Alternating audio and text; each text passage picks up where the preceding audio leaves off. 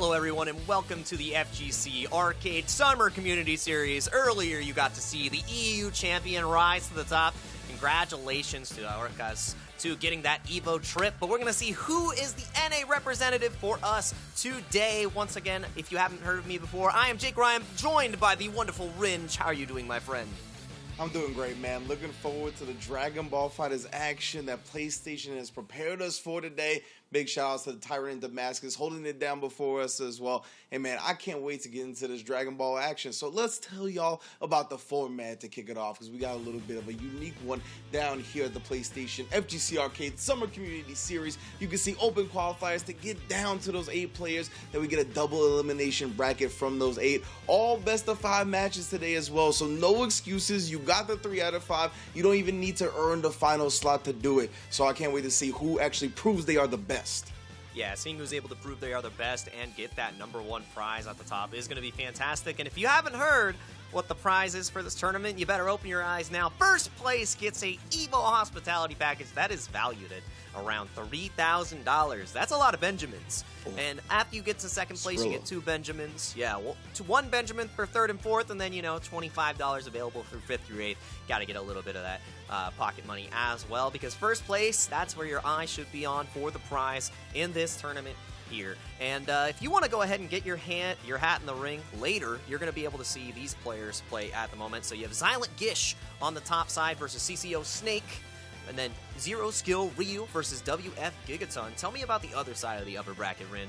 Oh, well, you got Kung Zero. I know you told me to say this one because you know this is my favorite name. Versus that crusty lip, though. We gotta get the meta cool chapstick from my mans here. Going up against Nova and Brinkos. Gonna be actually facing Delfino, Dany to round out that upper bracket. And again, everybody starting in the upper bracket right now. It's gonna be double elimination from here. All 3 out of 5 to determine who gets into grand finals. Yeah, these 3 out of 5 matches are going to show us a lot of development through each and every single one of these matches. And if you want to throw your hat in the ring for the matches, you got to go ahead and sign up and get involved at compete.playstation.com. There is still an opportunity to sign up for EVO. So say one of these players doesn't get first place, gets the whole expensive paid package, you can use the code FGC Arcade on the EVO site to get $25 off of your registration. Once again, FGC Arcade for $25 off at evo.gg. And you're not going to want to miss one of the biggest tournaments, actually the biggest tournament of the year for all the titles that have been present in the FGC Arcade Summer Community Series, with Dragon Ball FighterZ now being one of the crowning moments, especially after we've seen such hype matches. And we got a hype match coming up next.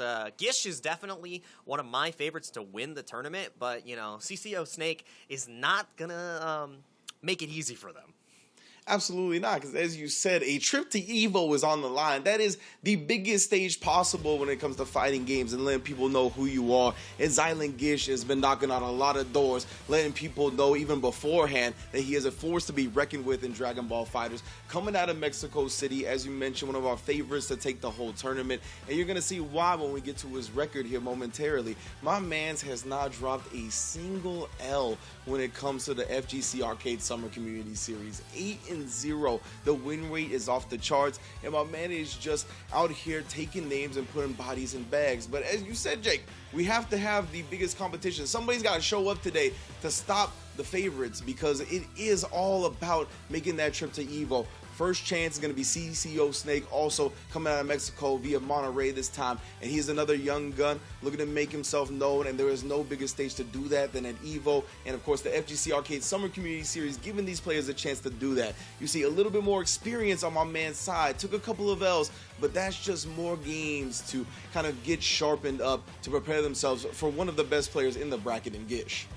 Yeah, and it's going to be really exciting to see how this plays out. And a couple of thoughts from the players before we get into this. Gish's #1 goal over the lifespan of Dragon Ball FighterZ has been being consistent with the results, and obviously that 100% win rate is a testament to that consistency. And then on the other side of Snake, you have they're very proud that they've won a couple of tournaments in Mexico, the Mexican Match Series, and others as well. So it's going to be a lot of tenure versus each other. You know, CCO Snake has those 2 losses, but again, has 1 more win because they did have to play a little bit more. So it's going to be exciting to see how Silent Gish deals with that, because Sometimes seeing the cracks in your armor before the big stage is important because then you can learn and adjust. But we're going to be able to see those adjustments as well because this is 3 out of 5. The entire bracket, that's not what you typically get in Dragon Ball FighterZ. So if you can't adapt in that kind of space, I mean, I got some questions for you. The loser's bracket might be in your future. And I'm glad that's what you highlighted, right? Because the more games supposed to give the ability to adjust and adapt longer, right?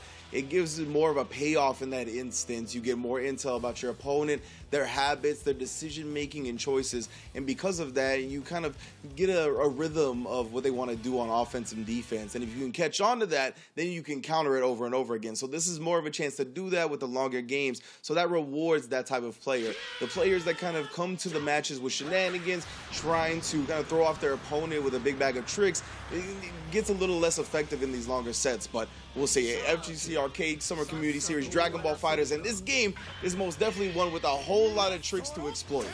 Ooh, and we've got a character that's got all the tricks in their pocket. Ginyu Force rules.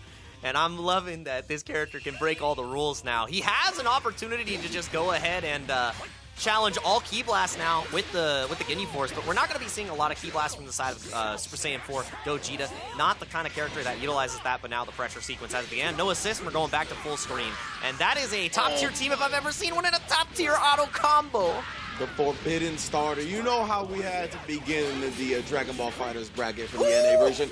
Ooh, and your legs is getting checked. That's another medium starter right there. So, I mean, Ginyu, not long for this world. 3 bars, gonna get the hard knockdown, and you got one last guess, fam. Yeah, and the hardest part about this guess is you get a universal fuzz. He goes for the air dash afterwards, forces the spark, and that's one of the most important things. And Raccoon keeps us safe in this situation, but you have to look out. The meteors are coming, and the 2H to keep you locked down.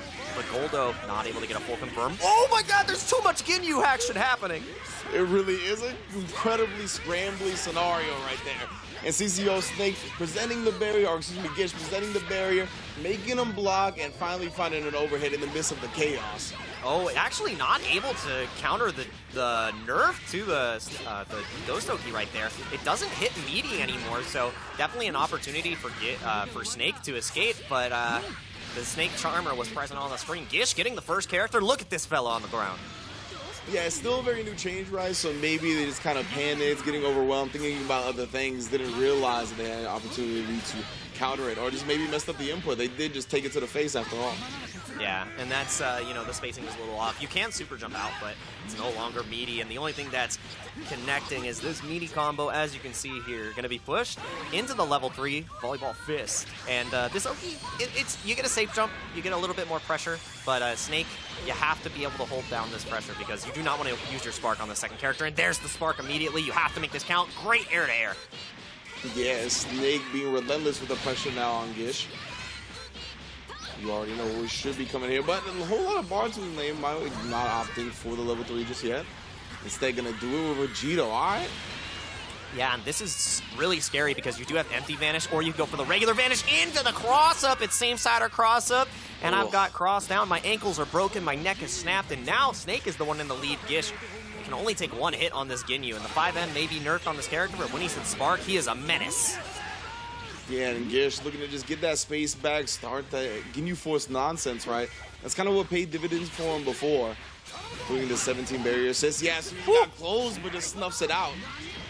Oh, yeah, and that is a low connecting H. You have to be watching out for that at all times. Gets the extension with Ginyu here. Sliding knockdown is going to be important. How are you going to utilize this Oki Goldo into the Raccoon? And now the party starts into the confirmed burner, the fastest in the universe, helping his homie out.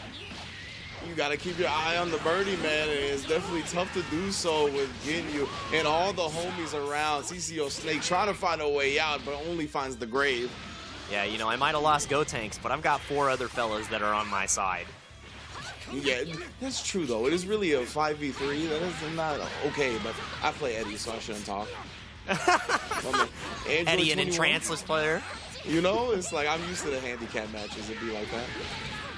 Now the handicap does come out on the side of Gish. Now it's going to be Android 17, the MVP, versus the monster herself. You know, Snake. Oh, but look at the Dragon Balls as well. Is Gish going to be looking for this opportunity? 1 auto combo. He does have enough meter. I know I saw it, but did Gish? Is he going to look for it? Ooh, yes, he is! The first match of NA, and we get Shenron! You gotta be kidding me! Give me Shenron! Purunga, where are you at? I couldn't have asked for anything better. Give me the ultimate power. Give me the dragon. Oh, I love it. Thank you, Gish. You know what? Those Mexican players, they love to mash. And that is how you mash at the right opportunity. Ah! Actually converting for a hard knockdown as well. Got the spark, extra version this time. When are we going to use a spark this time? Snake. On pressure. Oh, actually using the projectile to go through it. No, don't lose this game, Gish. Don't lose this game. You summon Sharon, and if you get robbed, it might happen. Level 3, the JoJo pose. Ooh. It's going to be hard knockdown here. Got to make his way out in honest fashion. Already used the spark offensively. Oh, and the vanish on vanish. And the jab check. Not able to kill just yet. You cannot challenge on the EX spin right there. And the vanish on vanish once again. Any touch will kill from either side. Not able to get the confirm. And the vanish into the jab. Gish, even though getting Shenron, almost had an opportunity where that game escaped them. But what a match to start. And remember, these are 3 out of 5. He really summoned Shenron in the first game.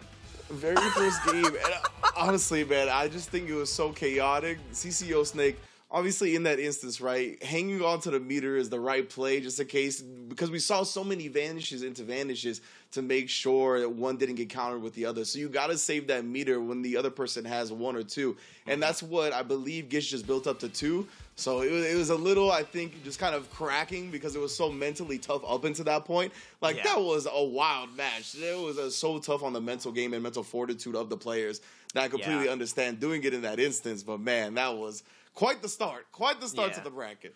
Yeah, I don't think we could have started the bracket in a more explosive fashion with the way that went. And I like the decision to go for the Sparking Blast there, you know, make any string that you get safe. But almost bit off a little bit more than you could chew, you know, able to make it happen. The extra sparking gave him the meter he needed to counter with the vanishes. And we're going to see if Snake can challenge back on this lead from Gish. And once again, I would say Gish is one of the favorites to win the tournament here, and he's calling all his favorite Ginyu Force members, but Snake has excellent defense right now. No more assists, no more nothing. Hold this, but so many reflects.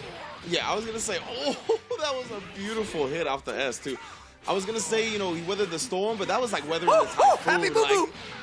Happy dropped as well, but Android 17 getting out of there, going to save the animals at the park instead. The Rangers got to do what the Rangers got to do.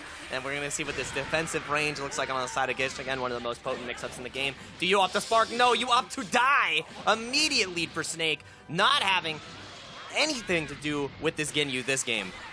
And Ginyu did a lot of the heavy lifting in game 1, so Snake, even with the sparking spin, looking in the driver's seat until the barrier from 17 rears its head. Yeah, and again, shout cancels to get this full extension. The Oki may be nerfed, but my man still pumps out damage into the level 3. Going to be a one-touch situation. Snake has to be able to block this. Can go high or low. How is Gish going to approach this to even up the game? Because if Snake loses his character, it's actually a lead for Gish. Ooh! Yeah, my man's got him with the reflect bait, and Gish bringing it back to more than even, honestly, even on the health bars, but we got a resource in, waiting with that sparking still, just in case he's feeling froggy. Feeling froggy right now. Getting picked up by the Key Blast, still one of the best Key Blast games on the side of Labco 21. Same thing with the Beam, such good startup and everything, but now this pressure in the corner can escape at any time, and the spark comes out. You have to get a solid hit here, Gish, and the drop right there, a little bit too late on the confirm. Pressure session coming out, dealing with the barrier, good defense on the low, and trying to get something baited out, but Snake, excellent defense. As the Dragon Rush coming, it's never gonna come. Finally opens up Snake with a dash cancel on block. Had to go with that sparking exclusive mix-up to open my man up. Yep, and once again, level 3 Oki coming out. Snake can try to bust out with the EX spin. You just have to look for the right opportunity against Gotenks, but no opportunity has been presented yet. How are you going? Oh, the EX Beyblade! It's gotten so fast now! Dreidel! He's partying. Snake blocking it that time, though. Ankle's protected right now. No hospital bills. Yeah, definitely don't want to get hit with that. What a block on the empty jump low cross-up. Snake, what are you made of? The vibranium ankles, bro. That's... Where's Magneto out? I need to deal with these vibranium ankles. Cannot be cracked. Oh, and the shout doesn't give you anything afterwards because you don't have the bar to extend. EX punches falls a little bit short. Again, a great block on the empty blow, and there's the Dragon Rush. He had done every non-Dragon Rush mix-up possible. I was like, it's got to be coming next. Yeah, they got to throw the pocket sand out there every once in a while, and the Dragon Rush was the final tool and the final nail in the coffin for the lab coat. But Vegito. Oh, that could have been huge damage if he confirmed it, but it's a little late. All right, even more staggers, not able to get a punish there because of the recovery, too. Ooh, but the kicks! Esports! It really is, man. What an esports special. It's the level 3 hard knockdown. That's another privilege that Vegito has, just throwing you right back into the corner. Oh, a little bit of a delay on the vanish there for the Oki. Not exactly sure what happened, but finally the empty jump cross-up low does connect on the side of Gish. That huge miss on Oki from Snake may be it's going to be putting him in a one-touch situation. You cannot make this mistake already down one game. Ooh, I like that. Directly into the Android 17, and we see he's a menace on offense. But right now, giving him some space, trying to set it up with Key Blast first. Ooh, and Snake not giving them the opportunity to do so. Yeah, I like that same side sword as you're trying to challenge in the air. Because the two jabs connected, Vegito can't really do anything else. But now this Vanish 50-50 does not get hit by the low, but the stagger and no confirm after the S. He did not think it was going to hit. You got to believe. And the C assist does not connect off the screen, but so much meter will be built here after the Croatian is gone. Yep, spends the extra bar to do even more damage. Are you dead? Oh my goodness, yeah, that last EX took off so much health beforehand. The DHC will spell the end of it. Gish up 2-0 like that. No Ginyu necessary. All ghosts, no busters on the screen right now because we are seeing CCO Snake getting busted up like that crusty lip that we'll be seeing later. But man, like we said, Gish definitely one of the favorites for the bracket. And even though that match started off with Ginyu not even being a part of the equation, but you know, the rest of the Ginyu force showed up in the form of the two characters. It just became a 2 versus 3 instead of a 5 versus 3. So I'm excited to see how CCO Snake can adjust, but right now it's looking all Gish. Bro, like, I can't even think about the match because when you said no busters, I thought of the Ginyu Force, and then I immediately thought of no scrubs, and I was just like, man, like, with the Ginyu Force, like, in the no scrubs video, like, I just imagine them hanging out of Ginyu's ride, like, trying to holler at Lab Coat, and she's like, no. Man. She's like, no. That's actually... I'm way too top tier for you. What are you talking about? That's actually the best interaction I could possibly think of for that. Ginyu pulls up with the whole squad. Lab Coat says, I'm not the baddie for you. But my goodness, this next match is going to be great. And I just realized on the side of CCO Snake, he is running Gogeta for C assist.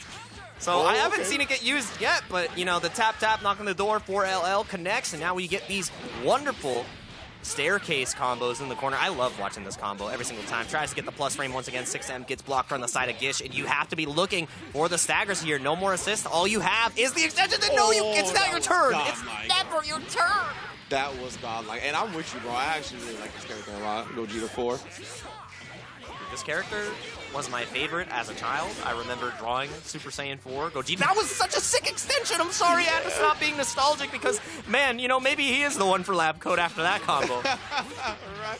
So I'm telling you, for the whole squad, I will show you that I'm worth it. Oh, no, you can't guard cancel finish that, but not able to get it confirmed due to the timing. Blocks the C assist, has the spark right there, and does not want to challenge anything. Quick cancel after the 4LL, and that should be sending Ginyu to HFIL. Gogeta is just too saucy, my man. Right into the Lab Coat as well. And yeah, CCO Snake actually winning the point duel, striking first blood again, but that hasn't produced W's yet. Gish, we've seen them do it with Ginyu, without Ginyu, and what a ridiculous hit that was. That was such a clean reflect on the C assist. Saw the gap, reflected immediately, gets the punish. Again, those you are able to challenge in this position. Gish not getting away with it. What is this ghost extension? Fire. That's a new one. That's a new one. I love that. And seeing some new signs of life. Not on the side of Gish after losing the Ginyu right here, but the level 3 is Oki is potent, has half a bar, so you have to look for the EX stuff.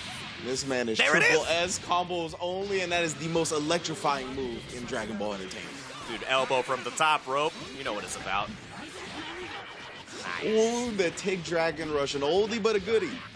Sometimes you have to hit him with layer 1 to get the job done. And going to be spending the level 1 here into the level 3. 50-50 is in your future. I say he's going same side sword. How you blocking this, Ringe? Oh, not cross up. I'm insane. Oh, okay, I got hit. You blocked, I got hit.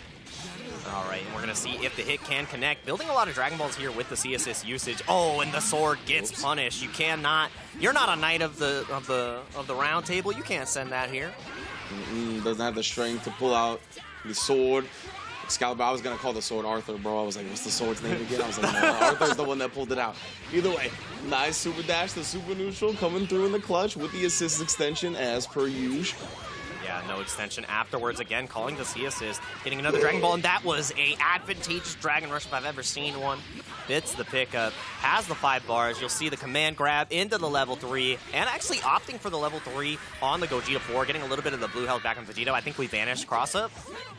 No, goes for same side low again, but it's confetti. It's a parade.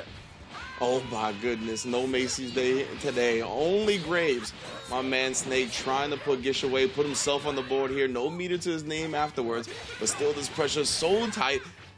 Oh, didn't get the confirm afterwards. Didn't believe. Yeah, tried to go for the universal fuzzy there, and you can get the confirm afterwards, but when you commit, it's a little hard. That's why that setup is a double-edged sword, and the double-edged sword of the counter doesn't get punished, and again, the party! My man, starring it over and over again. No Tim McGraw.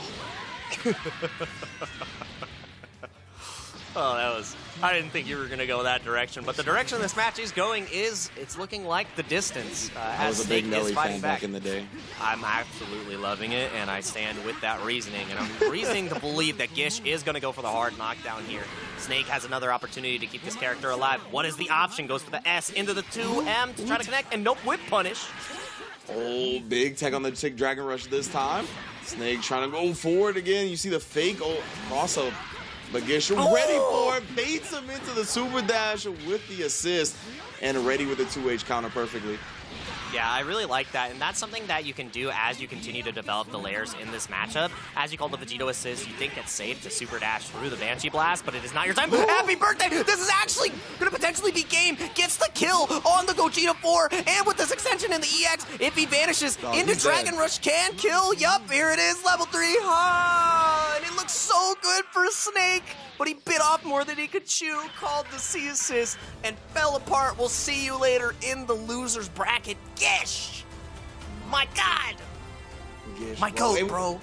With the unhinged draw of Snakes, you think they could bite off a lot, but not today, brother. Gish still too big of a predator to get chewed up in the winner's bracket. He's going to be moving on ever closer to that top 3, but you know he wants that first place, and it really did look pretty decent for Snake a lot of the time, right? We saw in Game 2, was able to kill Ginyu, won the point battle. In Game 3, kind of followed that up as well. Both players spent their sparking already. Ginyu died quick. But, I mean, Gish, you can see that he's an all-around player. He doesn't just need his team to be intact. He is an expert on every single one of the characters he plays. And, I mean, it doesn't matter if you kill 1 or 2. You got to make sure all 3 are done before you can count your W. Yeah, the W is definitely counted on the side of Gish. As you can see, the first game opened up with the Shenron, something so amazing. You don't really get to see this as often, and Gish opens the tournament with that. You absolutely love to see it, and a lot of the opportunities were created from the reflects on the C assist and the reflect on the assist calls from Gish, which you got to see right there. There was almost 3 interactions where Gish just won outright because he was looking for it at the perfect time and got the perfect confirm. And again, there it was once again. I feel like we have a worrying trend here for the side of Snake against Gish, and it was assist calls being answered appropriately. True, right? Yeah, that's a good point. Most definitely, Gish was always kind of ready for taking advantage of the air and assist calls. If you're not covering them, that's the two-way street of the assist calls, right? They protect you, but you also have to protect them. And if you don't, we saw Gish exploit that time and time again. So big ups. He's going to be moving on in the upper bracket, as we mentioned. We're going to have another match coming to y'all soon. And again, this is the FGC Arcade Summer Community Series. If you're just joining us, these players are playing for the first place trip, valued at $3,000, a trip to the biggest stage possible in EVO. But yeah, man, we are just getting started here. And we got the next match coming up in Zero Skill Ryu, and I think Gigaton as well. Yeah, Zero Skill Ryu versus Gigaton, WF Gigaton, going to be another fantastic match that we have coming up. Ryu actually reached top 4 on the EVO side tournament last year for the Latin America side. And we're going to get to see the scores that we have had there. If you want to go see them, you can go to twitch.tv/Rio052. Again, another player from Mexico. One of the strongest player regions in Dragon Ball. We don't really get to see the most of them, but we are going to get to see a lot of the games right now. 7-1, so not as strong of a record as Gish, but 88% win rate is still so potent on the side of Ryu, and we're going to get to see if they get to unlock the potential of the World Warrior to move on to the bracket and get that trip to EVO, or get closer to getting that trip to EVO. Most definitely. He's going to be going up against Gigaton, as you mentioned, representing Mexico City. And I actually had the fortunate privilege of going to Thunderstruck in Mexico and Mexico City the year it was part of the Dragon Ball FighterZ World Tour. So, yeah, the electricity, the vibe in that place, just immaculate. And you can see Gigaton with 14 matches under their belt. That's a lot of experience on deck, making sure their steel is sharpened as can be to take down the rest of the Dragon Ball competitors, because we already see with the likes of Gish, with the likes of Ryu in the bracket, with the likes of Snake. I mean, these players are bringing their A game today, and they're going to want that EVO trip. So looking good, 12-2. That should be nice and warmed up, and we're going to get right into it. And yeah, I really love the character variety in the game now. We've seen a lot of Gogeta and Vegito and 17 already, right? But Jiren, Super Broly, Bardock in the building? We ain't seen Bardock since my man. So, and I heard Super Broly got juiced in the bracket or in the patch notes, so I'm hoping so. I mean, whenever he uses his level 3, they juice the damage buff up, and he literally, with the way he screams, that's how violent his approach is. Like, he is just cleaning up, fellas. And Jiren as well. Jiren got a lot of great changes as well. I believe some of his frame data got better. And that character already had great frame data. He was already frame trapping you up. We saw that from the likes of Coach Steve. And we're going to get to see, this is like a very Coach Steve-esque team. Instead, you just replace the Super Broly with a Vegito, and you have everything you're looking for. But Ryu, rocking the toppest of the tiers, a little bit of French inspiration, but a little bit of the Gogeta 4. I think anybody who loves suppressed buttons can love this character, and we'd love to see the confirms off of the command normal right there. Yeah, most definitely. Oh, Gigaton is able to get out the wrist, the super dash. He's going to get the follow-up attacks in Bardock. Old school veteran style, but no, gets the bait and actually just resets him in the middle of it. Quick little reset, and now this float is so sick. Bardock, father of Goku. Corner pressure. He is actually, Daddy's in trouble. But Daddy is not in trouble right now, all right? He's able to beat up Goku and his #1 pal. And now we got to hit him with the level 3, El Hermano. Bringing the heat, level 3. This Ogi is pretty good. I feel like we're going to get a command grab shortly because, no, we're not. And Ryu was looking for the same thing, and that's why he got cracked open. Rough stuff. I was going to say, Ryu definitely on the same defensive page as you. And it's like the lay. Oh, the parry as well. That's what I was going to say. If you like pressing buttons, Jiren can do something about that, but not converting big. And Ryu actually rewarded with a scramble kill off of it. Yeah, Jiren the Gray looking like Jiren the Red because he is no longer going to be on the screen as he is dead. Maybe a dragon will bring him back, but we're going to have to drag the match even further on as Gigaton is fighting back now with Bardock and Super Broly in the back, but Ryu is doing an excellent approach right here. Just Banshee Blast, Banshee Blast. I've got 3 Key Blasts to your 1. What are you going to do, old man? For real, he's got the 17 assist for when they get close as well. Oh my goodness, the dive bomb from the rafters. I absolutely love the Tyrant Lancer. That is a move that gives you whiplash to an extent, and now we're getting even more whiplash. This should be a dead Bardock here off of the EX extension. That's one of the strongest skills that 17 has to offer. Just can make combos that typically would extend even further beyond, and we are going even further beyond with this final Kamehameha. Only Super Broly in the back, and we're going to need to see a level 3 to unlock the true potential legendary Super Saiyan. My man's emptied the bank account. 7 bars, no longer. But right now, Gigaton, I want to see it, man. Free the nipple. You heard what Zach said. I want to see the damage boost. In addition to for being the last character and a reversal super in the building. That's a spam 3 if I've ever seen one before. And again, this is one of the sickest supers in the game. Look how much damage! No, look at how much damage! The blue life on this character as well. Oh, he ends up getting the hit. Gino was dying at 17, losing half his life. Yeah, that's one of the most important, because that level 3 did happy birthday. And now, 2 touches away. Gigaton, who looked in dire straits, is now in the lead. This character, he needed the damage buff. Did he really, Rinch?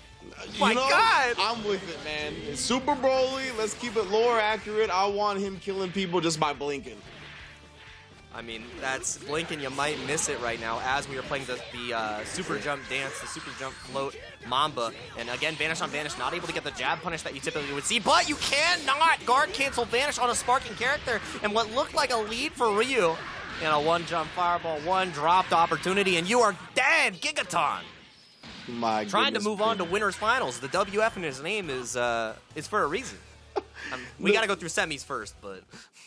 The limit break damage with the level 3 follow-up, bro, like, they just melted for free. Like, he just win with the confirms, and that's, like, really rewarding in tournament, right? When you want to keep the tournament combos, keep it simple, make sure you don't go with anything that you could drop, make sure you go with, like, happy birthday-friendly stuff, and you just get rewarded so heavily because of that massive damage boost. He didn't even have to hit Spark for most of that, right? He did the smart thing of just making sure he saved Spark for defensive purposes towards the end, and that's what sealed the victory for him. Yeah, I mean, it all started with that high-risk, high-reward option in the beginning of going for the raw level 3, and that was just the limit break buff. He hadn't had the damage boost from bursting the shirt off, and it was 70% off 1 reversal level 3 on 2 characters. You make 1 mistake, my man's not sparking, my man already doesn't have his debuff, I mean his buff, and he's already cooking you? Like, we didn't see the other 2 characters play. And the match after he was the only one left was 2 times as fast as the rest. So, Ryu, you did great, but finish the job. That was real raid boss vibes. Oh my goodness, air-to-air footsies, though. Ryu is the proper name for that one. Yeah, going for that air-to-air mix-up. That's the jumping fierce, all right? You got to keep him in the air, keep him airborne. And right now, staying airborne, Ryu trying to apply as much pressure as possible, baiting the counter. This is going to be huge damage with the extension dimension. We love the Lariato, but not able to get the confirm right there. Good air block. Ooh. Oh my goodness, just end up somersault kicking, but we wake up. That was definitely Square Bun Society if I've ever seen it. Yeah, and that was a quick little run out of the corner as well. So wonderful reaction from the side of Gigaton. That was a cheeky little reset, too, off the Tyrant Lancer. And again, steal the corner, same side, crack the dome. I like Papa's that home. one. Yeah, it doesn't matter. Doesn't matter if you're a fusion. Doesn't matter what Super Saiyan level. At the end of the day, you gotta answer the pops. Yeah, Bardock, the great equalizer right there. Everybody's got a plan until they get lariated, and then they gotta figure out how to get back up. Players plan and Bardock laughs. The only one laughing right now is Gigaton as he is trying to brush off this damage that he's receiving for Jiren. In a level 3, this is going to be a 50-50. Does he try to bait the spark on the side of Gigaton? That might be what we're looking for. Oh, no, just goes for the mids mix Americans, but gosh, wow. Man just walked up and roundhoused him in the gut. All right. Looking like a guard break, but we saw this is the real boss. This is the real person that was putting in damage before. Real damage, the raid boss is present. Dude, he's so visceral. You never want to headbutt a Saiyan. You never want to do that.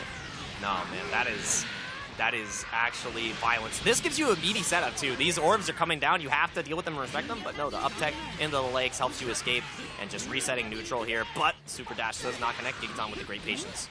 Oh my, you see, it was going to go for a slight detour, but corrected course at the end right there, the Super Nooch. Trying to pick up with the air-to-air M, but the raw tag helps you escape into the extension from 17 here. I mean, to keep this going, wants to steal the corner, but no, that's a huge miss. That looked like a beautiful whip punish on the with Ki Blast.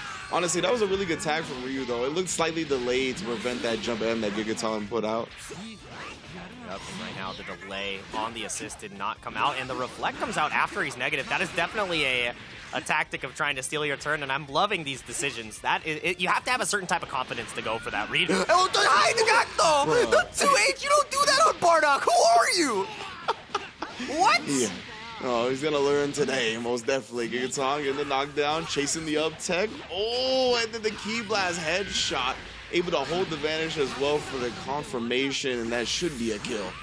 Yep, uses the level 1. Called the Banshee Blast in the back to hopefully try to extend that in a different way, but still gets the job done. But we saw this happen against 3 characters. The raid boss is here. No mistakes allowed. Sparking not get cutting for the Banshee Blast. You have to hold all this pressure. Goes for the empty vanish. Able to block the overhead too. Wreck the session. And no, the recovery, it's so long. And I really like the movement on Gigaton, man. He is moving around the screen. Whole lot of meter got built because of the sparking as well before the meter penalty comes in. Do the homie one more time. Shout outs Boondocks. And it is a dead Android 17. Yeah, and right now Ryu is praying to the Saints, trying to survive, all right? Oh, Heaven or hell, he's got it, he's got it. That was beast, Jake. I see you with that one. That was beast. And we're going to see if Ryu has the skill to unleash the beast against Gigaton right now. 6 Dragon Balls, not enough health, and it's not going to matter. You cannot reflect against a sparking character. Why? You 50-50'd yourself, and now you've only got one opportunity, one moment to survive as Gigaton is on match point. This Broly is cooking. He can't even talk. He said, I. What are you, sir? This is waking up traumatizing memories in me, bro. This is reminding me of like launch Android 16 versus Reynolds. Like the raid boss, we don't talk about that. That's what I'm saying. Like, yeah, I'm sorry to bring that up. Like, I didn't mean to, bring up those memories, but Super Broly, it doesn't seem like the match starts until you get to this man. And I mean, you might be honestly thinking about snapping him in at this point with the way those first 2 games went. Like, that's how bad this is going. Yeah, and I mean, from watching the way he's playing on this Super Broly, the comfort is definitely there. Not getting a team adjustment at all. And when you have that comfort, it's really hard to match that, really utilizing the options that Broly has best. We actually haven't seen a single command grab on offense. So you have to think about that. Every single one of these hits has been from a frame trap. That's a good point. And I feel like the grabs, they're coming out this game. They are imminent. They have to be. I don't even remember many Dragon Rushes besides the grabs, right? So they gotta be. If Gigaton's caught on that, I think he's gonna be landing a few C assists though for the extension to start it off. Yeah, and again, utilizing the Bardock B. Shoutouts to Nokami. Hope you're doing well. And the only one doing well in this match right now is Gigaton. When are you opting to spark Ryu? Can you hold those pressure? Oh, that's a huge EX starter! Explode! Oh my goodness, Android 17 gonna be wishing he stayed with the animals this time. Okay, scrambling situation as the combo I think maybe dropped a little bit prematurely, but either way, it's Vegito's turn to play. That is the patch notes especial, all right? These moves were improved in Scramble, Super Dash as well. And you're going to have to hold on to all this pressure from Vegito. 5M may have gotten nerfed. They said Super Dash was improved in Scrambles? Nah, that's just me off the cuff. Oh, I was going to say it. Because I was like, they know their game a little bit too well if they said that. It would have been mad funny, but we know the game pretty well in the corner situation here with the pickup to the air-to-air. But the challenge 2L from Bardock, Papa knows well. And Papa delivers as he's going to be delivering the heat. Jiren the Gray, El Hermano, with the level 3. Now you're giving me flashbacks to CEO talking about Papa's being delivered. You can tell right now. Where's the pizza? Yeah. Help Gogeta away. We'll see though, both players sitting on Spark. Is Ryu going to do it? Tries to beat him out with a 17 double air dash. Does hit him behind the neck. Yeah, you got to protect the neck as you got to protect for the cross-up here. That is potential. This 50-50 could eliminate Jiren. I think we're going to see a spark from Gigaton, but he has been saving it, and no, just gets opened up. The toes are not made of vibranium. We saw those ankles earlier, but they are no longer in stock. You got to put another pre-order in, and a new pre-order in for Jiren as he's going to be off the screen. Ryu getting a lead again. We didn't see it last game, but the first game, this is shaping up to look like that. You cannot let this Broly make a comeback, though, and Bardock is bleeding. Please snap Broly in, bro. Like, I don't care if you can kill Bardock in the next combo. Just snap Broly in. Yeah, get rid of the problem. Bardock's a little too honest, and the 5M startup gets caught. I don't think I was going to say that sentence in a million years, but anything can happen. How times have changed. Back in my day, we used to whip punish normals. Oh, 2L? What? I know, yeah, 2L. You're in his head, my man. Supers. Do not charge your fist at me, please. Yeah, utilizing the invincibility frames on that one. It's a DP in its own right. How are you going to lock him down? Again, EX Tyrant Lancer gets him out of dodge. You're going to have to dodge all these Lariatos coming out from Papa, but no more to be seen of Bardock, but now the game has begun. Every single one of these characters dies in one touch. He's got 5 bars and a mission. Dude. That's a lot of butter. Don't call your assist, bro. Whatever you do. Oh my goodness, Android 17. Yep, there it is. I told you. As soon as we get to the last game, we haven't seen a single command grab. And what comes up?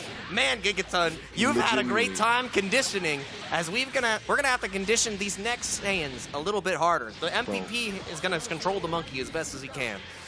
First chance he got. My man did not hesitate on bringing out the command throw whatsoever. Trying to set up shop with the Ki Blast. He doesn't want to get close. My man doesn't want to get into range to even play that command grab game now. And yeah, as soon as we see that cross-up potentially come out, we got to spark up. Oh my goodness. I love the non-panic on no canceling and a vanish. Yeah, and again, cross-up comes out off of the sparking. You have to be looking for the EX pressure as well. So wonderful pickup from Ryu. Goes for the hard knockdown level 3 to try to burn as much sparking time as possible. Again, the EX is there. What do you opt for? Banshee Blast, but the block comes out. Gigaton fighting back, and you cannot reflect there. We saw that Ryu lost in that same fashion. You 50-50 yourself with this extension. Sparking may be able to save him, but that regen, it's not going to last long enough. But the drop, no! Oh my goodness, you're giving Gigaton another chance to play, and that is the worst possible scenario here. I'm really loving the movement. The Ki Blast, though, called at the perfect time. Make sure to actually punish the end of the Super Dash rather than the Super Dash going through it. And my man is staying alive for now.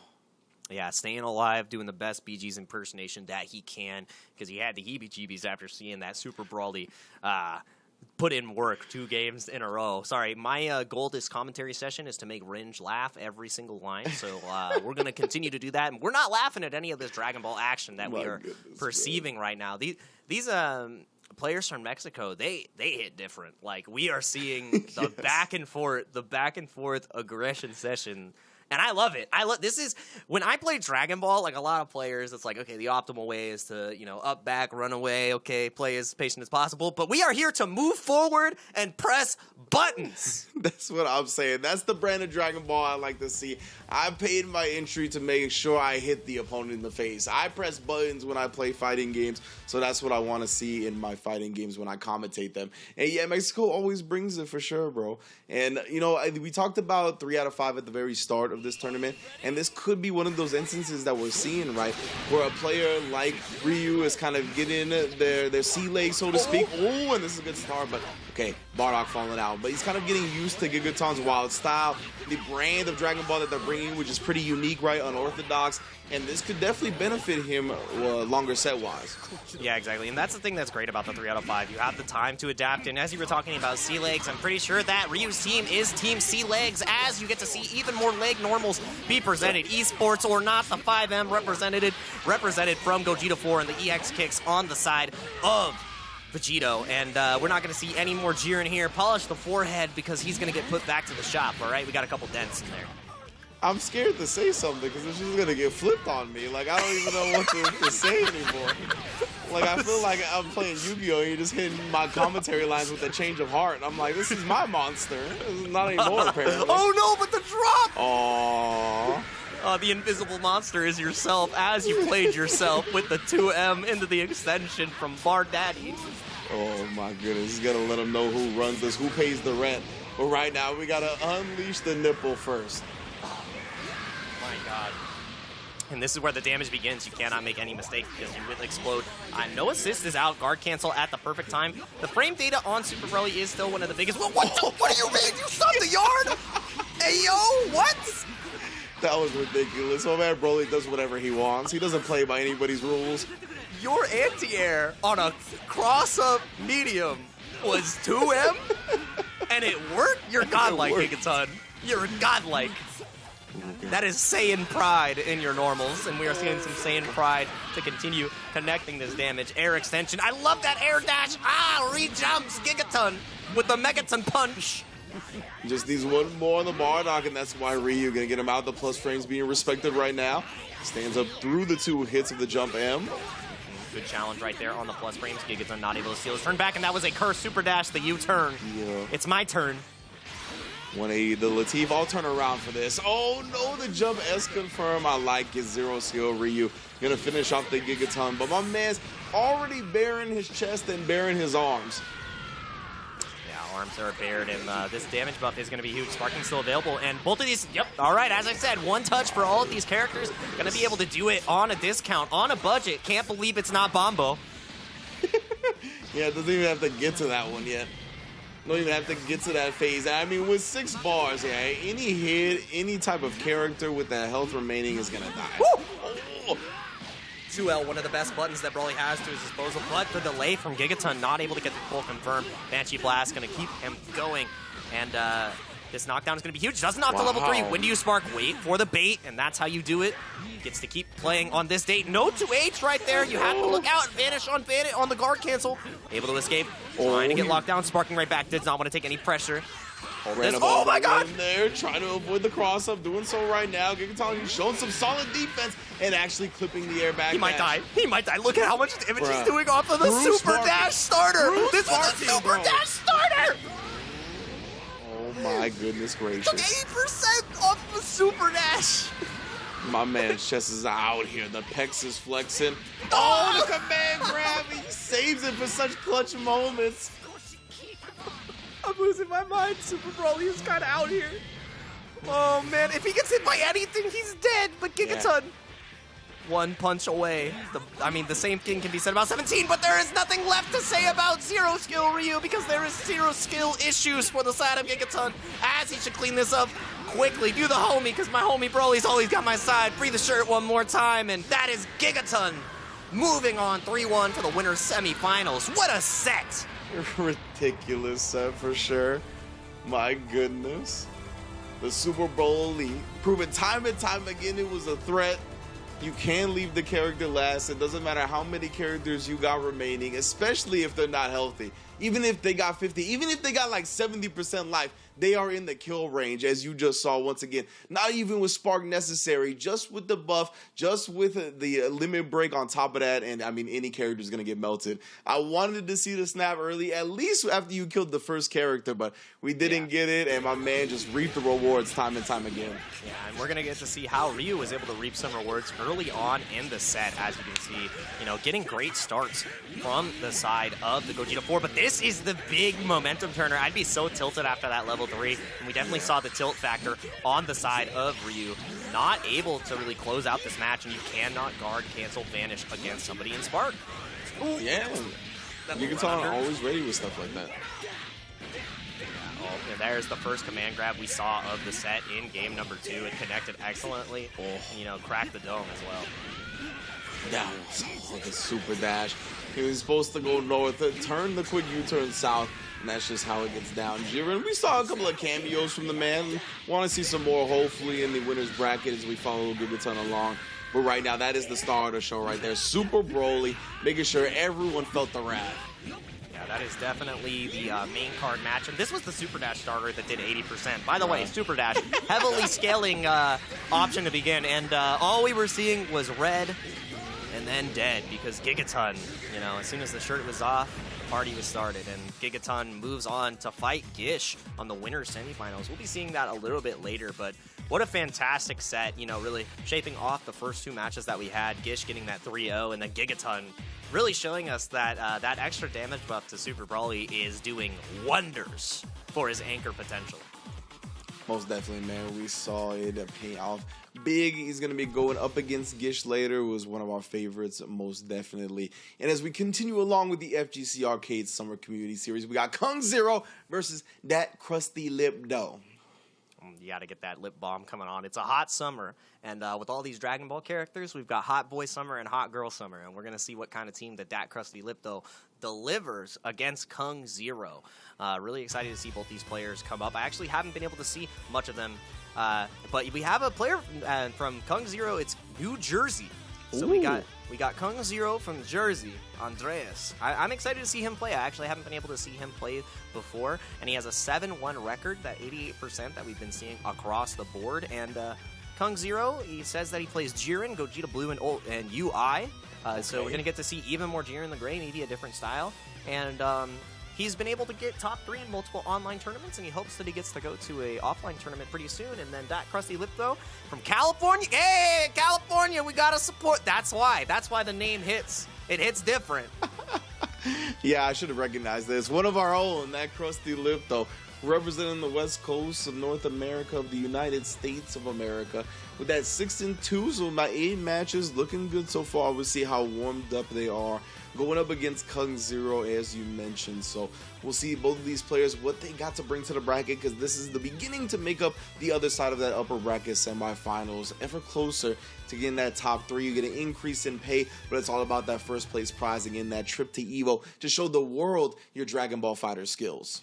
Yeah, and I mean, as you continue to move through the bracket as well, you may get an increase in pay, but also an increase in pain as you get closer to that prize, because anything than first, you want that EVO package, and that's exactly what these players are aiming to get. So if I had to choose between these two teams, because we have Kung Zero on the Jiren, Gogeta Blue, and Ultra Instinct from what we're seeing, and then on the other side, Super Saiyan God, Super Saiyan Goku, UI Goku, and Android 18. Android 18... She got some pretty juicy buffs. That 5M, it kind of hits different. It hits a little bit like a Vegito 5M now, and she was already a quite strong character, as we've seen in the hands of Kasuga, as we've seen in the hands of many different players as well. You know, same thing with Shanks, and Shanks moved away from the 18, but going to be exciting to see how these teams shape up. And if you want to have a say in exactly who you think will win, right now Kung Zero is the leader of the poll, so that's going to be exciting to see. Let's see if the chat is correct. And I don't know. I gotta root for that crusty lip though, because if he's from California, we gotta have our California native show up strong. Most definitely, we're looking forward to it. And yeah, I mean, both of these players bringing some top tier stuff, bringing some stuff that I think has been left behind a little bit, right? Like that Ultra Instinct Goku. I'm definitely looking forward to that. I'm still a fan of the character. Kung Zero, poll results 80%, so heavily favored from the chat for the man from the East Coast, which I can't blame them, right? East Coast is a tremendous Dragon Ball Fighter scene. We've seen the likes of Nitro getting top 8 at Dragon Ball Fighter as a CEO, but the West Coast has been quietly on the rise as well. We've seen Zane and Garlic Bread with incredible performances at Combo Breaker and CEO, and maybe, just maybe, that Krusty Lip, though, has practiced with them on the low. Yeah, this is our secret killer who we've actually never presented him. First we had Zane and Garlo Magno in the pocket, but that Krusty Lip, though, we only bring him out for special occasions. So let's see if the occasion is now versus Kung Zero. I love seeing, especially after the patch, even more characters get to shine because the changes. There was a lot of equalizing in bringing the lower tier characters up in strength. A lot of different combo routes, a lot of different extensions. Every move was improved in scrambles, so we've been seeing a lot of scrambles, and that's where the real wild ones come out. And as we can see here, Goku Black put on the team on the right. Goku Black is one of the benefactors of changes. He's got the entire game we thought that EX God Slicer, should have beat Super Dash, and now it's got anti-air properties. You can't SD hit him. He goes full screen. My man is cooking. What I'm talking about. About time Goku Black living out here a little bit better.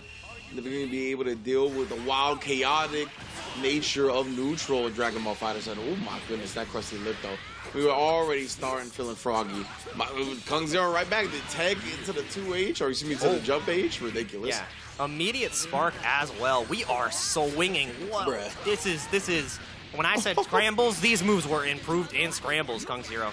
With the switch right into the Gogeta Blue. Gonna knock down that Krusty Lip, though. Goes for the meaty. Knockdown guard cancel comes out. And now fighting for this corner position. That Krusty Lip gets the 6M into the extension. No, the drop comes out. Yeah, just a single KU blast and then follow it up. Super dash, though, from that Krusty Lip. Catching Kung Zero, committing to some options a little early. Yeah, committing to those options and, not able to get the full extension. But that Krusty Lip, though, is swinging and getting punished by Kung Zero for that. Yeah, that's been the tale of the tape so far. My man, that Krusty Lip, though, he is swinging on go every time. It doesn't matter what the count is. 1 to 4, 1 and 2, 2 and 0. My man's is swinging. Yeah, there's a time to move forward, and the time is now. I came here to press buttons and not hold down back, and holding down back was not in that Krusty Lip's favor because the overhead connects excellently, and Kung Zero should be able to get his first character in an excellent fashion.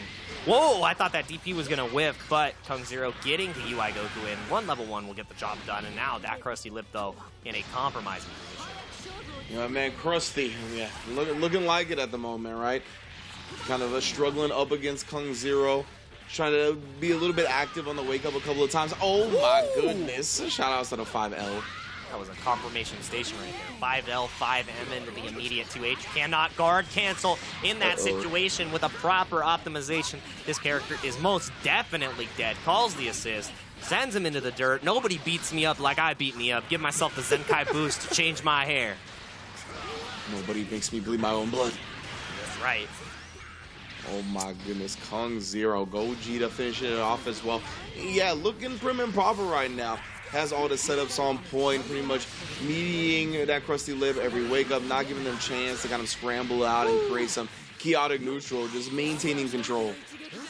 Yeah, if you can dodge a beam, you can dodge a SD, and right now, super dashes have not been connecting. Guard cancel, vanish comes out from the side of that crusty lip, though, trying to survive here, but not a lot of resources. Full screen command grab, he's trying to be the disrespectful mix-up. Sparking comes out, any touch will kill from the side of Kung Zero, though, and the overhead. Yeah, that was good. Lock him down. That's the Chris G special right there with the UIC. Oh, and we're going down the stairs. I'm falling. Oh no, couldn't pick it back up though. Ends up falling all the way to a drop combo, and now 18 got a long way to go. Gonna try to start off with a kill on Gogeta. It'd be nice. Oh, the overhead, the last second. Krusty in the grave off that first game, and yeah, Kung Zero, complete control. Yeah, I really love that control from Kung Zero, and I love that immediate cancel into the EX kick. It's so hard to react. I mean, blocking high there is typically your best option, but maybe he ends it early, goes low. You have to be looking out for that. And, you know, that crusty lip, though, with the crusty defense in the first game there, and Young, it was... We see why the Kung is in the name, because it was fast as lightning, and we could not keep up. Man, I watched Kung Fu Hustle for like the first time in 2020. That was like one of the first things I did in the pandemic. Yeah. Oh my. I was like, I might as well start catching up on all these movies I haven't seen, and that was a good one. I'm real glad I did. But yeah, right now Kung Zero looking so smooth. I mean, pretty much exactly what we expected from a high-level Dragon Ball player. Right? I like the way he's kind of got a game plan that minimizes the chaos, minimizes the scrambles. That's what you need to do up against these players that are going to really try to come out and hit you in the face, spin their sparking early, just try to ride that momentum wave. So Kung Zero is looking experienced against that style of play. We're going to see the Jiren. I think that's a great character to do so. The way he's calling assists are on point. Everything's looking good. Yeah, and really utilizing the assist calls to keep the side of that crusty lip, though, locked down and not giving him an opportunity to wiggle or try to escape. And now we're going to see that same kind of play from the side of Kung Zero. The instant transmission does connect, but you're not really getting a lot out of it. We are just swinging all the 2Hs, and you can't call a beam on Jiren the Gray because he's here to stay, the big counter. Your assists are betraying you. And that's what we talked about. Jiren is good about that. He's got some of the armor moves. He's got the beam counters. And because of that, it's tough to just go wild and neutral. Wow, that was quite the hit, but couldn't confirm it. Yeah, and Kung Zero not afraid to challenge out, and that CS extension, oh, happy boo-boo. That crusty lip looking like it's only going to be a blue Goku fight. Not going to be able to kill on the 18, but Goku Black, send him out back. He's done. Gets the Gogeta Blue in the front, spends the level 3 anyways, one-touch situation on this 18, and now Sparking is your only savior, and Goku may be your only hero. Yeah, it's real tough to kill the point character on the happy birthday combos when they have that much life, but I love the assist call. I love the level 3 afterwards, that crusty lip. Feels like they gotta get a spark going, and a 2H to counter the 2H works out. Yeah, Dragon Rush afterwards to get the level 3 knockdown. This 50-50 can spell defeat for the side of Kung Zero's UI Goku, but you have to make this happen. The sparking changes where as long as you're comboing, you get more time is helping. That crusty lip though, but the Superman animation changes that. Not sure why he didn't go for the 50-50, but that is going to be a huge confirm, and Kung Zero should be able to eliminate the 18, get the pretty lady off the screen. I'm here to fight me. Could you see the characters? I couldn't see the characters. I don't know. Sometimes you have to sense key, all right? It's not about seeing, it's about confirming. And I have confirmed that 18 is no longer a playable character in this match, at least. You're 100%. Sometimes your senses deceive you, including your eyesight. Oh, my goodness, but Kung Zero feeling the force with that one. Gets the 2H going. No type of shenanigans here. EX, you will not. Now the extension off of the jam session, and we will continue this Dragon Ball session as Kung Zero is going to go up 2-0. My God. El hermano. Trying to get a Jiren mirror in the future. So Jiren really delivering the last blow. And we said that that Jiren was going to make a guest appearance in the future, and we are getting a star-studded show right now. Good stuff to Kung Zero. 2-0 lead over that crusty lip, though. Yeah, Jiren, I think, is actually pretty saucy in this game. Like, despite his stoic nature and, like, you know, say he's, like, kind of, like, simplistic design. My man, when he hits you, I think he's one of the coolest-looking characters in Dragon Ball FighterZ. So, I love seeing the man come out to play. But he puts you in the washing machine as he puts his two hands up and he spins you like that. Yeah. Oh, so good. Yeah. That is a Kung Fu special from Kung Zero. And definitely feeling like a Kung hero right now as he's going gung-ho to finish this 3-0 as best as he can against that. Can we Can we put a beat on for Jake Ryan? Don DeMarco? Is it anybody? No? Okay. But yeah, this is definitely looking good for Kung Zero right now. Up 2-0 over his opponent. And as we talked about, very stable gameplay right now. Opponent coming out swinging heavy. I like to see them try to set up shop a little bit more, use the key blast, try to pick a little bit more careful spots for their assists, you know what I'm saying? Try to kind of maybe counter call a little bit more, especially with that 18 assist in the back. You can definitely manipulate your opponent heavily when they think they can actually play. Yeah, and the hard thing that was happening, too, is even though those assist calls were a little bit better, one mistake really made the difference because the assist call is what spelled the defeat and the happy birthday. You didn't even get to play Goku Black. You called a beam, and you died. And you can't let that happen. And we're actually going to be seeing an adjustment here. No more 18, putting the UI Goku in now, you know, trying to get all Gokus on the right side. My man God sliced the commentary point. He was like, don't talk about Android 18 anymore. She's gone. Yeah, we had to get Shorty out of here because Goku's short with everybody in a fight. And it's a short time frame before we utilize the spark. And that crusty lip, though, not able to get the dash confirm after the 6M. EX tackle gets blocked, and what a active switch. Oh, my goodness. These are some options. It ended up, like, catching him flinching. He was like, what is this? Why'd you do that? And, you know, just a weird timing. This time going with the media is what is forbidden starter media timing. So Kung Zero going to have more than enough more than enough damage right here to put UI Goku all the way away. Yeah, and I know that production didn't put the beat on, but Kung Zero sure is putting the beat on that crusty lip, though. Cracking the gums. Not able to keep it together. Yeah, it's the whole package. And right now, the whole package is being delivered by Kung Zero. You have to be able to block this mix-up. And the overhead connects. That crusty lip, though, is getting smashed. Big fan of Smash Mouth. Especially with that crusty lip. Kung Zero going to get the knockdown here. Level 3 perhaps on the horizon. We got hard knockdowns. We got guess for game scenarios. Well, guess for character scenarios. Yeah, I got a guess for the character and not able to escape. Anti-reflect with the 2L after the 5M after the air dash, and that crusty lip, though. There aren't enough Gokus in the game to save you now, sir, as you have one more opportunity, one more protagonist to try to fight back, but Kung Zero, he might be saying that's a wrap. Yeah, with the way Kung Zero's playing, like, you could literally put every Goku on the side of Krusty, and it's probably still not going to work out. It's like Dragon Ball Xenoverse, and there's, like, unlimited Goku works. You just summon 13 different Gokus. And I'm not talking about him being, like, limited to 3 in the match. Like, he could have all of them in the match, but, like, it won't matter for Kung Zero. It's like the multiverse of Gokus. You just get all of them, and right now we're getting all the sauce with this level 3. One of the coolest looking supers in the game, and you have to look out for this potent Oki as well. Can go high, can go same side high with the beam. You have to look for it all, and the overhead, immediate confirm into the EX. You know, might be able to kill here. Has a long combo to build the bar, and the sparking, and that's going to go far with the Violente. That crusty lip, though, we'll see when the losers bracket as Kung Zero hits him with the double beam supreme, the sandwich. My goodness, Kung Zero. That was like a highlight reel mixtape for him right there. If he ever wants to send his reel out to sponsors or anything like that, you want to see how sick I am, or put this match on there, because he got to display so many of his skills. Well done to our man. He's going to be moving on in the upper bracket in a dominant fashion.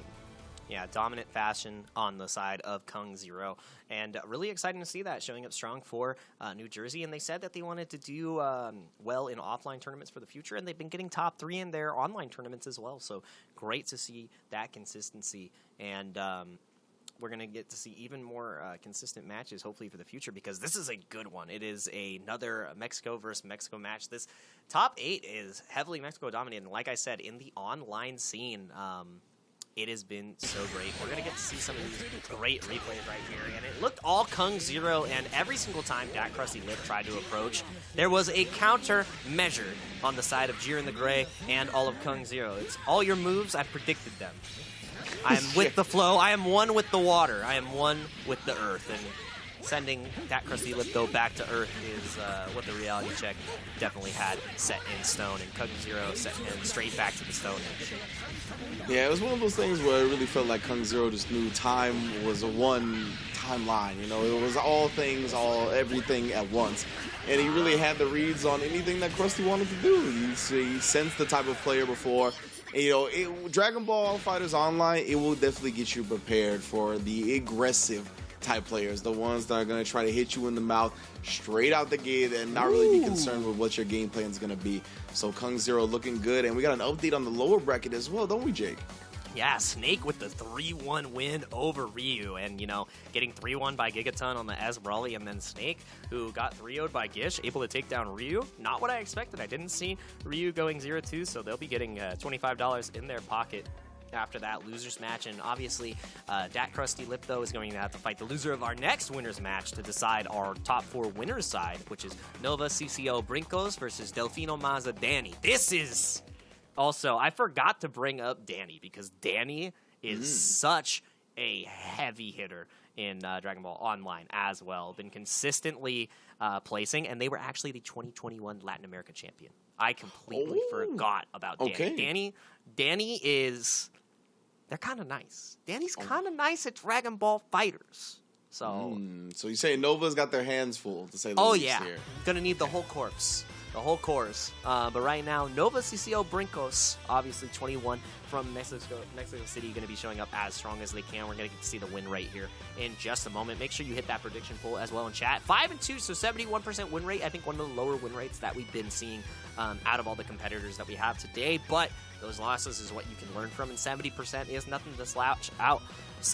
Nothing to, you know, be upset about here. So Brinkos is really going to try to bring Dany to the brink. Obviously, you're striking for the head against the champion from before. And tell me a little bit about Dany. Yeah, Dany, as you mentioned, going to be coming to this series with a whole lot of accolades under his belt, right?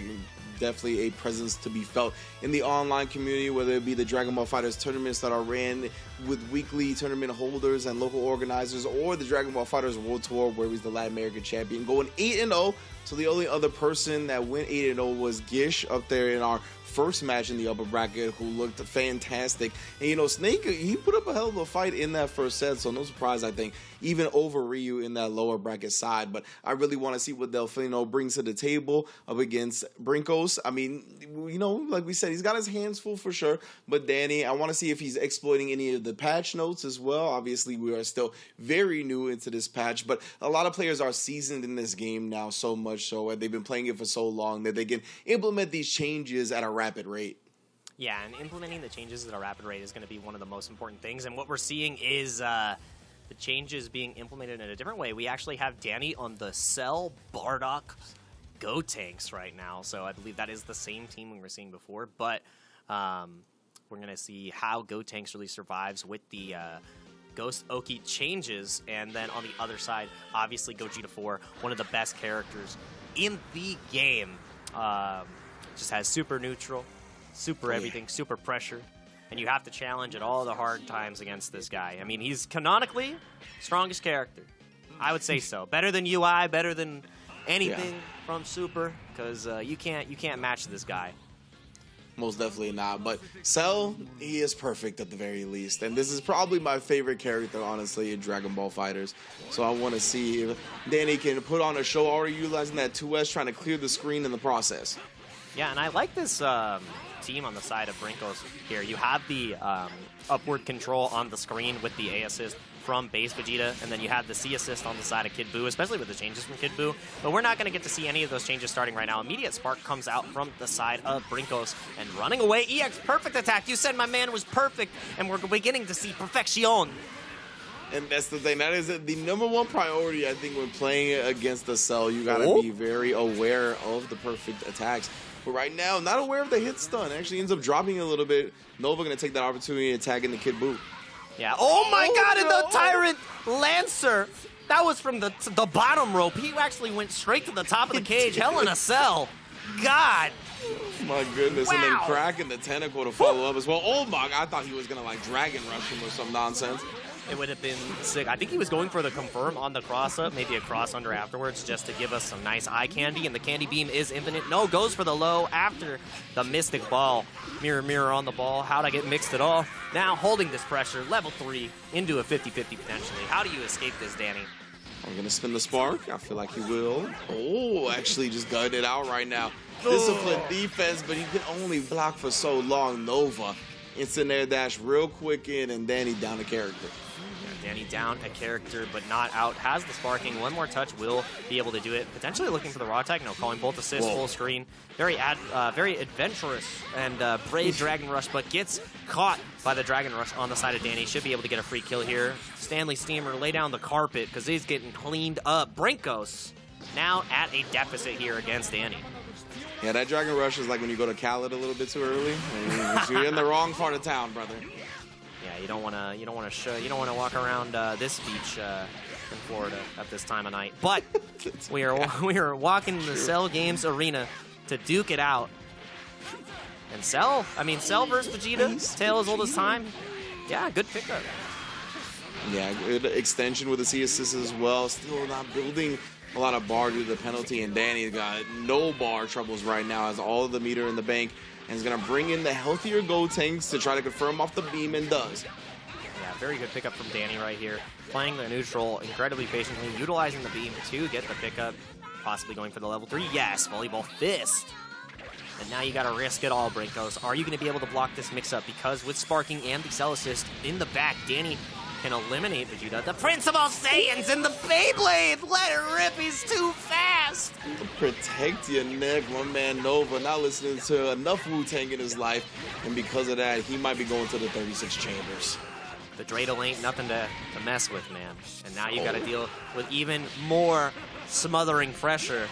Not able to weather the storm that is Cell. My man is perfect. Does anybody else have a perfect attack? I don't think so. No. Never. Nobody should be able to claim that either. Only Cell all the time. Doesn't even try for the perfect attack there. I thought he was going to let it rip after the super dash. Maybe in response to it in the future, if we get to that point, and be able to confirm off a beam for some damage. Brinkos feeling the pain. How does he respond? Trying to respond in an excellent fashion, but Brinkos gets cracked open on the dome, not able to keep up with the pace of the Beyblade, going faster than the West Coast Choppers, getting defeated by the West of the U.S. God. Kiss that forehead and then kiss them goodbye on the double overhead right there. Well done.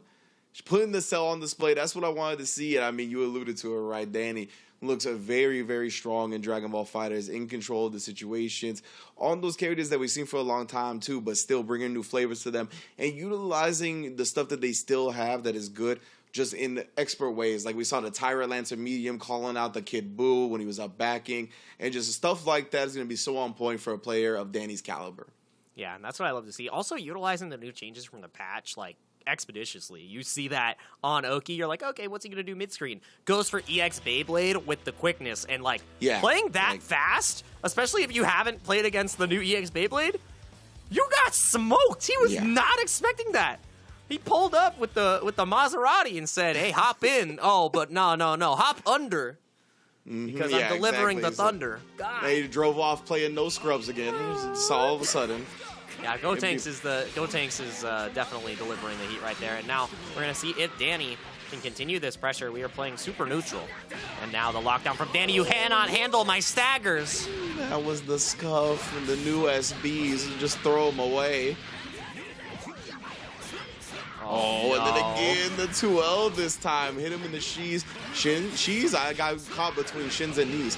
But either way, we got 3 bars on deck with the extension. Should be enough to kill. Yeah, and the blue combo, blue is true. It doesn't matter if it's shins or knees. The spins get him the win, and that character is gone. Dany immediately picking up a massive lead, and it all came off the stagger pressure from Cell. Most that we'll see if Vegeta can try to change the story a little bit. Oh, you're not my daddy. And I love that extension. Yeah, definitely not his daddy. All right, my pops was better than your pops. He was a king. You were a low caste warrior, and I'm the Prince of all Saiyans. Getting the extensions once again, double knee drop. trying to get the pickup, but Tyrant Lancer gets you out of the corner excellently. How is dany going to approach? Gets the raw tag into the cell, but the EX rocket kick is unblockable, and you cannot miss the confirm right there. Nah, no EX, no nothing. Yeah, no confirms miss for dany this time. Has plenty of bar to his name. Bring him all the way down with the rolling. Drop the elbow, and then get out of the burst range just to punish it. Beautiful stuff. And the perfect attack starter right there is going to mean so much damage, and the sparking popped as well. Double carpet special, 2 for 1, and now the spin to win again, but the drop, and it doesn't matter. Reset Okaiba, take him to Duelist Kingdom. I'm taking his cards. All of them are mine. dany now looking to close this out, send the rest of his cards straight off the boat. Yeah, that's right, the Weevil special. Get this bug off the screen, the gumball bug, and man, dany, you're a little bugging right now. This is too fast. The fastest Dragon Ball. S to confirm. Let's see how much damage you can get with the Kid Buu here. Tries to go for the quick reset, but the super neutral, super dash. Just end it quickly. Down we go. Should be able to get the level 1 after the rolling crush. And man, dany, he's trying to get us out of here quick. For real. Really capitalizing fully and extensively off every hit he gets. You can see the optimization coming out from dany is that of a Dragon Ball FighterZ World Tour champion, which, I mean, defending 2021 Latin America Online champ is putting a show on display for everybody right now. Yeah, and that's what you like to see, especially, you know, if you're on the top spot, you want to be able to deliver that once again. And even though Brinkos has had some great moments so far, like, you know, with the EX rocket kick, getting the pickups in neutral from time to time with the base Vegeta, no momentum has really come from it. And dany is just playing at such a pace where you either have to lame him out or you have to try to match that speed and outpace him, because right now, he's the pacer test, and you're running a couple meters behind, all right? That beeper's going to get you, and you're not going to be able to hit the finish line. Your coach is going to say, get out of here. You got 3 laps? That's below the limit, sir. Yeah, and you got to really be disciplined and patient on defense in Dragon Ball FighterZ, right? We've seen a couple of times there where there hasn't really been a lot of mix-ups being presented to Nova, but just long extended block strings, and gotten hit because he's kind of a bit scared and doesn't want to give those opportunities of the mix-ups to be presented. But it's just the kind of life you have to live in this game. Yeah, and I mean, you got to find the right opportunities to challenge and the right opportunities to confirm. And finally, off the C assist on the side of Brinkos, gets a confirm. And then this is one of the biggest life leads he's had at the beginning so far. Can you hold on to this pressure? No. 6M. Crack the dome, my friend. It looked like he backed off, probably because he didn't have his 2 assists available, but I would like to have seen him stay a little bit closer, try to read how dany was going to escape the corner. Because right now it's going to be all dany. He's not going to give Brinkos a chance to do the same. Yeah, and in that pressure situation, you have to show your opponent that you're willing to try to steal your turn, or else they're going to run all over you. And this is a running away match for the side of dany. You are just continuing to get cracked. I love these rolling crush extensions, too. He's going to pounce right back into the super level 1 from Bardock, and now Bar Daddy is here to mess up Vegeta. Put him back in his pace. Go back to Planet Vegeta. Your dad's got some punishment for you. Catches the EX rocket kick starter.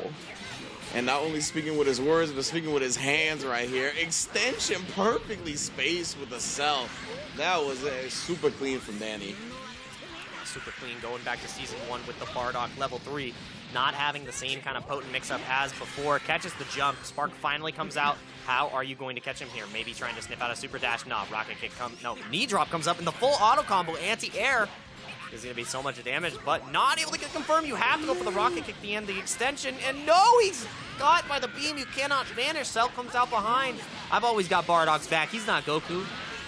In fact, you can see eye to eye on a few more things, and right now we're seeing the ghost, not even the volleyball fist, making its appearance once more to get the hard knockdown, do some damage to Brinkos. No more spark available either, so you gotta make your way out of this carefully, and he doesn't.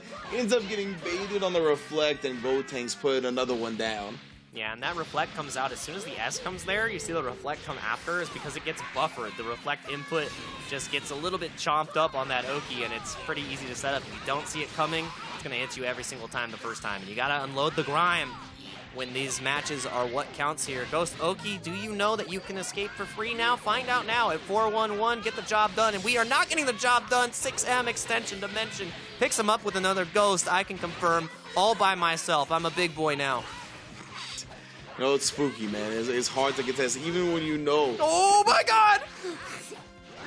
Right That was now, sick! Yeah, ended up weathering the storm. It is in the Super Dash level 3 as well. Then he was trying to finish it off in stylish fashion, but brinkos, pretty good defense in that situation. Gumball trying to catch him, hesitating a little bit with a stomp, but doesn't give it to him. Too well recovered in time to not get tagged. Oh, but straight through the goalpost. 2H, perfect for Cell once again. Yeah, the classic Red Foreman with the foot, ready to answer all super dashes at any time. Gets that win. Very good stuff from our reigning online Latin America champ, dany. And, you know, I would say that it is a surprise, but that was an expected victory from the side of dany, and we're going to get to see him playing in the bracket a little bit later, and that does determine all the winners matches that we have had so far, so really good stuff from both players, and dany playing at such a pace it's hard to keep up to, and if you're not used to that kind of pressure, in a 3 out of 5 set, it's hard to catch up and adapt, especially if someone is just outspeeding you, all right? I don't have the right engine for this, and maybe you got to go back to the shop and figure it out. Yeah, and when you're playing against a player the caliber of dany, right, as we're going to take a look at the replays and how exactly he brought himself to victory, beautiful, perfect attack, of course. But when you're playing a player the caliber of dany, and it's a 3 out of 5 setting, even when you make an adjustment or two, when you get that intel for that 2 games, maybe you squeeze out the 3rd game. He is a player that's so good that all those games of intel leading up to that point, even his W's, he's going to be able to learn from them and then kind of probably shut you down in that game 4 or 5. So it is going to be tough to overcome him in such a long bracket. Yeah, and the thing about it, too, is, like you said, as the matches came to the fulcrum, it was dany continuing to adapt to the habits that brinkos was presenting, and a lot of the great air-to-air catches on the EX kicks, and even on defense, not being scared to fight back. And right there was the tail of the tape where dany knew that brinkos was desperate, glued his feet to the floor, and was confident about his decisions, and dany winning in a 3-0 fashion. Didn't even have to spark there either.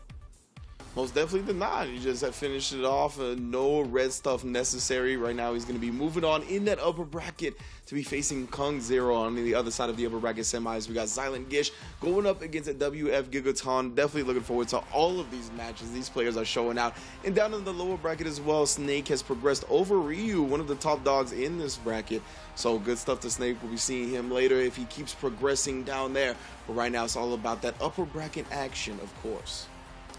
Bracket action will be coming up soon, and if you want to get a part of the action, you got to make sure that you go to compete.playstation.com, because these players, you know, they are aiming for the top. They're aiming for the head to get into that #1 EVO spot. They want to get that EVO trip, and if you want to go ahead and go to EVO and participate as well in one of the biggest Dragon Ball FighterZ tournament around, or any other tournaments, you need to go and type in the code FGC Arcade on evo.gg to get $25 off. That is going to be the way that you can participate at a lower price, because you know what? We want you to participate in these tournaments, and PlayStation is showing up to make it even sweeter for you and sweetening the pot. So make sure that you use FGC Arcade for $25 off at evo.gg and join one of the biggest and best Dragon Ball FighterZ tournaments in the world. Maybe you are the secret killer of your state and you want to show up and fight against whoever wins this tournament. Wouldn't it be nice if you took down the champ? I think it'd be great. So make sure you join greatness and use that code FGC Arcade for $25 off at evo.gg. In Vegas, $25 can get you a lot. Trust me, there's a lot to do with $25 in Vegas. So most definitely, make sure you claim that code now, and make sure you keep tuning in, because we'll be right back here on PlayStation with more Dragon Ball FighterZ action to crown an EVO champ, or an EVO, qualifier at the very least. Thanks, everybody. We'll be right back. Calling all fighters. The PlayStation Tournament's FGC Arcade is back with the Summer Community Series starting this June. Let battle commence. Get ready for 6 weeks of scorching competition and awesome prizes across your favorite fighting games. Sign up in-game, on your PS4 console, or on the competition center at compete.playstation.com for your chance to win cash prizes and a round-trip ticket and competitor pass to EVO 2022. Think you're up for the challenge?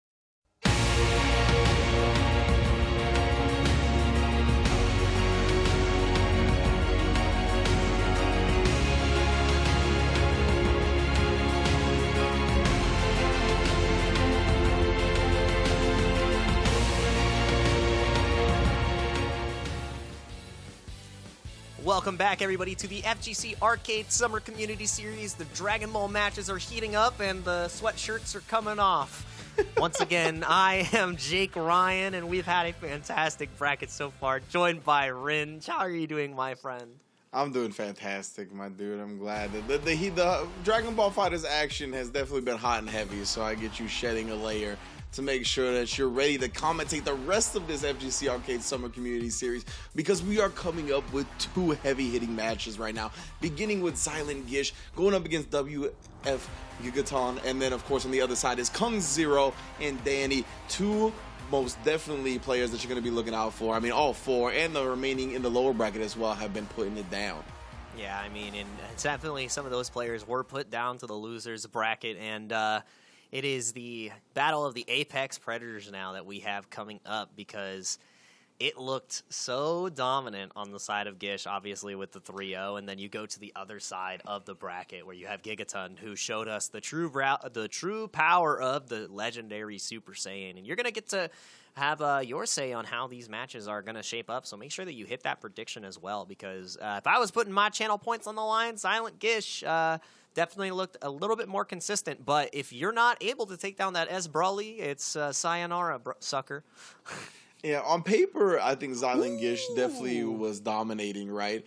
With the 3-0, we saw Gigaton take a 3-1, so a little bit less dominating fashion. But honestly, those 3 games that Gish came back, they were mainly on Super Broly. Like, a lot of the time, he ended up coming back after losing his point or his second character. So because of that, I'm really looking forward to seeing if he kind of changes the game plan, if he can do the same thing, if put in the same position up against Gigaton, because Gigaton definitely brought the heat from frame 1 in his winner set. And then you also have to think about the situation, too, from the other side, because even though Gish was, he was able to make it happen and get some comebacks, he didn't really get to play Ginyu in 2 of the games, 2 out of the 3 games, so both of these players, while they were put at a deficit, were able to get the W. So who is going to win the point war? I feel like that is the tale of the tape.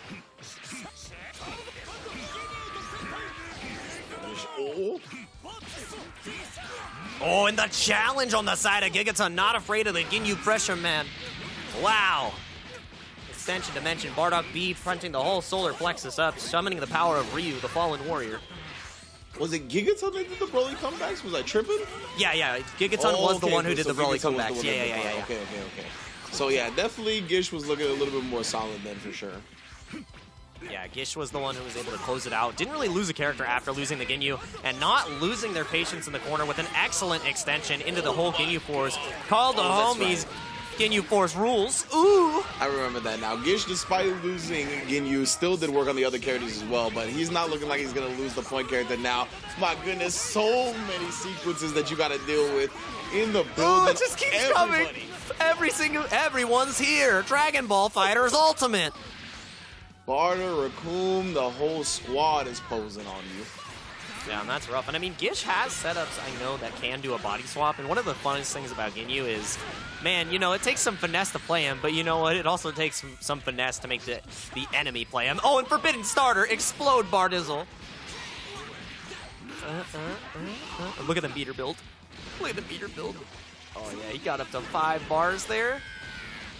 All right, now you can see the Oki coming out right now. EX pressure is imminent, continues to go, dealing with the beam off the C assist, trying to get the crack open. The defense from Gigaton is massive, trying to hold on. Finally vanishes out, but you cannot vanish against the EX barrier. Silent Gish with the silent but deadly barrier comes in excellently. Level 1 should get the job done. And Gigaton gonna need a miracle to fight back here.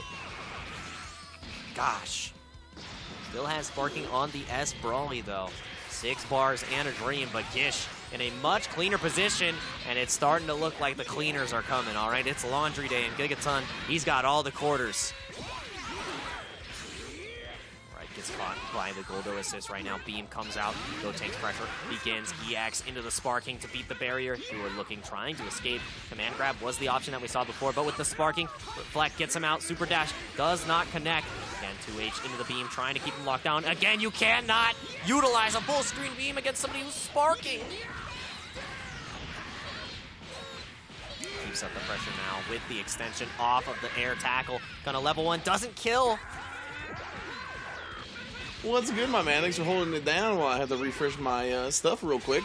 And we can see Gigaton in usual space, huh? Trying to come back with the Broly. We've seen this story before, but Gish going to be able to get Android 17 the healthiest character possible in. Now he's just got to be careful about how he calls the assist, right? Because either one of those can explode in an instant. But my man's crossing him of every which way. Shout outs to Hot Sauce in that 30 for 30. Yeah, definitely not ready for the instant cross-up on the side of Gish. And Gigaton fighting back right now, but lockdown. This is when Ginyu gets the party. And now you have to hold on. The assist is coming back on the side of 17. Just about. Barrier comes out, and now still stuck in the corner. Able to block all this pressure. And now, Forbidden Starter is not your future. That was ridiculous, bro. He just ended up committing to the auto combo, and it was such a wonky way that Ginyu ended up on the other side, just like barely off the ground. Somehow, Super Broly, despite being 9 feet tall, ducked under him. I don't even know what the situation was, but ended up catching him in the Achilles, and Gish once again closing it out to start the set. Yeah, and I mean, you know, Ginyu's never afraid of commitments. As we know, he's turned into a frog in many different characters in the series, so feeling a little froggy on the side of Gigaton, not able to make that comeback happen with Broly. He got a little bit greedy because he did have a kill on one of the characters. Could have gotten the level 3 power-up as well, but opted to use the level 1. Ended up not getting the kill on the first character and gaining a little bit of momentum. So Gish, you know, you give him an inch, he takes a mile. And the mile time is looking really good for the side of Gish. Very clean and consistent, even though he was, we saw that there was some fight back from Megaton. It was not enough. Man, even got the Ginyu banner at the bottom there, the spooky joint. Oh, yeah. That was, the spider crawl Ginyu, it kind of disturbed me a little bit right there, but I can see why, putting the intimidation factor into his opponents. Hopefully, Gigaton can do some work, and that is a big hit to start it off. Yeah, the overhead cost of doing work is what we're seeing from the side of Jun right now. Trying to get the connection, but great defense from Gish so far. Stuck in the corner, reflects on the C assist, but still able to get the cross up. Not able to get the confirm off of the side switch. And now Ginyu trying to fight back, getting the force up. Vanish into the Raccoon Beam. Not able to get the cross up. Gigaton, the full charge on the Spinnerunskis. My goodness, man's been learning from Anji out here. I see you, Ginyu. And held the charge for quite some time. Hit him with the spin from the Fujin. Is he going to use Ko, or where is he going to go? Straight into the corner. Able to defend against the raw tag and the rawest of confirms from the side of Gish. All right, that's a full vegetable diet on Bardock right now. You saw him do the little things, too, off that C assist. Actually got the cross under right before he landed, put him back towards the corner. Yeah, absolutely love to see that. And again, these reflects are so clean on the specials. Yeah, best offense is a great defense. But unfortunately, it can only block for so long, as we say time and time again. Presented with so many overheads, so many type of mix-ups that you have to just constantly think about. Your mental stack ends up cracking. And Gigaton right now, ripping the shirt off. It's time to get that buff. Yeah, my man is buffed up stacks on these muscles, and you cannot afford to take a hit on this Ginyu. He will most definitely die, but empty vanish. Time to panic in the corner. You may have a damage buff, but you have to deal with this insane pressure from the side of Ginyu's force. Toku Sentai, Toku Sentai, Toku Sentai. It's too much! And yeah, we talked about it. That's one way to stop an opponent from blocking as well. Exploit it with the Dragon Rush, and then knock him down, put the level Ghost on him. Yeah, level 1, level 3, this mix-up is scary. You have the half bar, so you can go for the overhead afterwards. Maybe trying to bait the sparking, doesn't bait the raw tag as well. You know, 2 birds, 1 stone potentially, but no birds allowed. 16's not here, we can't do it for the birds. And we can tech the Dragon Rush. Goes for the EX down into the barrier, try to keep as safe as possible. Loving these Tyrant Lancers on the side of Gigaton. This is very back and forth. Gish is so disciplined on defense, though. Like, rarely is he trying to bar in these situations. Rather just block it out until he gets to a point where he can actually take his advantage a little bit more safely. And right there, trying to press in the plus frames, it's not your turn. Yeah, and the thing about that, too, is Gish still went for the dash OS there as well. So, you know, the press on Gigaton was a little bit too slow. That's why he got cracked open. But trying to crack open 17 in the corner, knows that Gigaton is negative. Now it's time to fight again. What are you going to use the assist call? Vanish and kicks Birder. Excellent timing, but wonderful challenge from Gish. Yeah, Gish, I just said, right, he wasn't really going with a lot of Abare, but right there is the time to switch it up after conditioning your opponent with your choices beforehand. I mean, sometimes you have to go Abare so you can deliver Abare. And now, hold this pressure once again. The empty jump low, and no throws to be found. Gigaton getting a little bit of walks. El Hermano, we'll see you next time, all right? We're visiting the cousins. You're going to have to go back to the family on this trip. Level 1, followed up with one more all the way through to the volleyball. And that's going to be game for Jiren. And once again, it's all going to be up to Super Broly to try to bring Gigaton back and put a W on the board. And the thing about Gigaton in this situation is normally he had sparking and a full health bar, but half bar means you take any hit before you're able to spark, and it is lights out. And the big man, there it is finally. The Supreme Stream from the top rope. Drop this little man down. You're too short to ride. Oh no! Look at him headbutt die! is Oh so my god! Violent, bro. Oh, it's so el violente with the damage. God, and he's just gonna vomit on you to power up even further. The damage goes even further beyond 15% extra. Oh no! Once again, not gonna need any more bar after that command grab. One character down, and they were very healthy. Android 17, perfect life bar right now, but we know that could get deleted real quick. Yeah, and the thing here too is, you know, one touch from Gish will get the job done, even though you have the extra damage buff, even though you use the sparking excellently to get rid of Gotenks. I got two more characters, and one of them's the MVP, and I'll see you later in the third game. Gigaton down 2-0 from Gish, and Silent Gish showing why they were one of the favorites for the tourney, as well as Dany. So let's see if Dany Boy is ready to potentially fight Gish and deal with all that dish that he is serving up right now. God. Yeah, because right now Gish is looking like he's running rough shot over the winner's bracket. Right now it's tough for Gigaton, even with the Broly starting to get some life, right? We saw the limit break, taking down one character. But this is a different caliber of player that he's playing now. And even if you're able to take down one character, the more intel you give Gish, the greater his defense is going to be up against your shenanigans. And because of that, like, you could sneak in a command throw here or there, but it's so rare that he's even in that range in the first place, right? Especially if you don't take down characters before getting to that point. Then he could just play with his 2 assists at the back, just play the spacing game, let his assist do the heavy lifting, not put his point character in danger pretty much at all. And that's what we've been seeing from Gish, and it's resulted in a 2-0 lead. Yeah, Gish has definitely been controlling his team's health a lot better, really taking himself out of these precarious situations, not taking too many risks, and catching the side of Gigaton overextending, and an overextension in the beginning from the side of Gish gets picked up by the C assist on S. Brawley. And this knockdown, it can be huge. Gish, how do you escape? Are you confident in your defense? No, we're gonna Abare again. The challenge from the purple man. He was apparently confident in him messing up any type of meaty setup. That's what Gish knew. Gonna get him knocked down in the corner once again. Oh yeah, now it's time to call the goons. You're getting jumped in on 55th, my man. Oh, and you cannot vanish on the birder right there. Not able to get a full confirm because it does connect. EX, you know, tackle comes out. The purple stuff against the purple man. Tackle does not work. No 2H right there, but the defense and the barrier keeps him safe. C assist to get locked down reflects. This defense from both sides is huge, and Gigaton now the one on the pressure sequence. Yeah, but then we got the spark out to avoid the situation, and Gigaton trying to fall back on the security blanket of super neutral, gets 2H4. I'm gonna need a heavier security blanket for that one. The Night Terrors, when I see this purple man with horns on his head come up when I'm trying to fall asleep, is too much. Need the heaviest blanket you got, bro. I don't need to move. I need to be secure and safe, and right now there is no safety. Why you are? That was I've never seen somebody try to steal their turn as hard after a EX Tyrant Lancer. That was insane. Oh man, Gish just looked at him, reflecting, waited for the goons to do the heavy lifting again, and now we got Ginyu back in the point character. Yeah, it gets the birder call right there. Oh, that was so cheap, I couldn't even tell. I don't know what just happened, bro.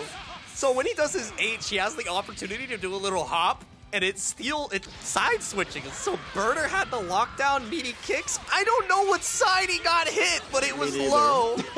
That was nasty, dude. He tap danced on him. Oh, the Gregory Hines? Yeah, exactly.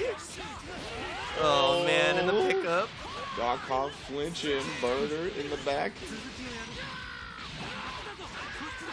Man, and this extension is huge. Most likely going to be going for a Spark Bait setup right here. Not opting to Spark just yet on the side of Gigaton. Potentially looking for the, or either the Dragon Rush or the Command Grab. Confident with the defense right here. S comes out, dodging the 2H, and again, utilizing the wall jump. So good. Escaping. Where is he? Spark finally comes out. Does not want to take any of that pressure. And just going to run away. Try to burn out all the Spark timing. I love this decision from Gish. Has the resources to do so. Like we said, if he ends up getting into the situation, he's just going to fall back on his 2 assists. But Gigaton striking while the iron was hot. While both assists were gone, finally make something happen. Yeah, making it happen right now. This is huge. Going to get the shirt off. Has more sparking time as well. So going to be 1 touch left on this Android 17. 1 touch on the Ginyu and got a 2 touch. The Gotenks are you able to get the hit? Empty vanish for the last second. Look at the happy birthday, but the drop. That is 1 character down. A little bit of blue health gone on the side of Gotenks. This can still happen. Are you going to stay alive in this Gigaton? That is the question. Or is Gish going to finish off this S Broly? Yeah, with all the Ginyus available, but he's weathered the storm for 1 call.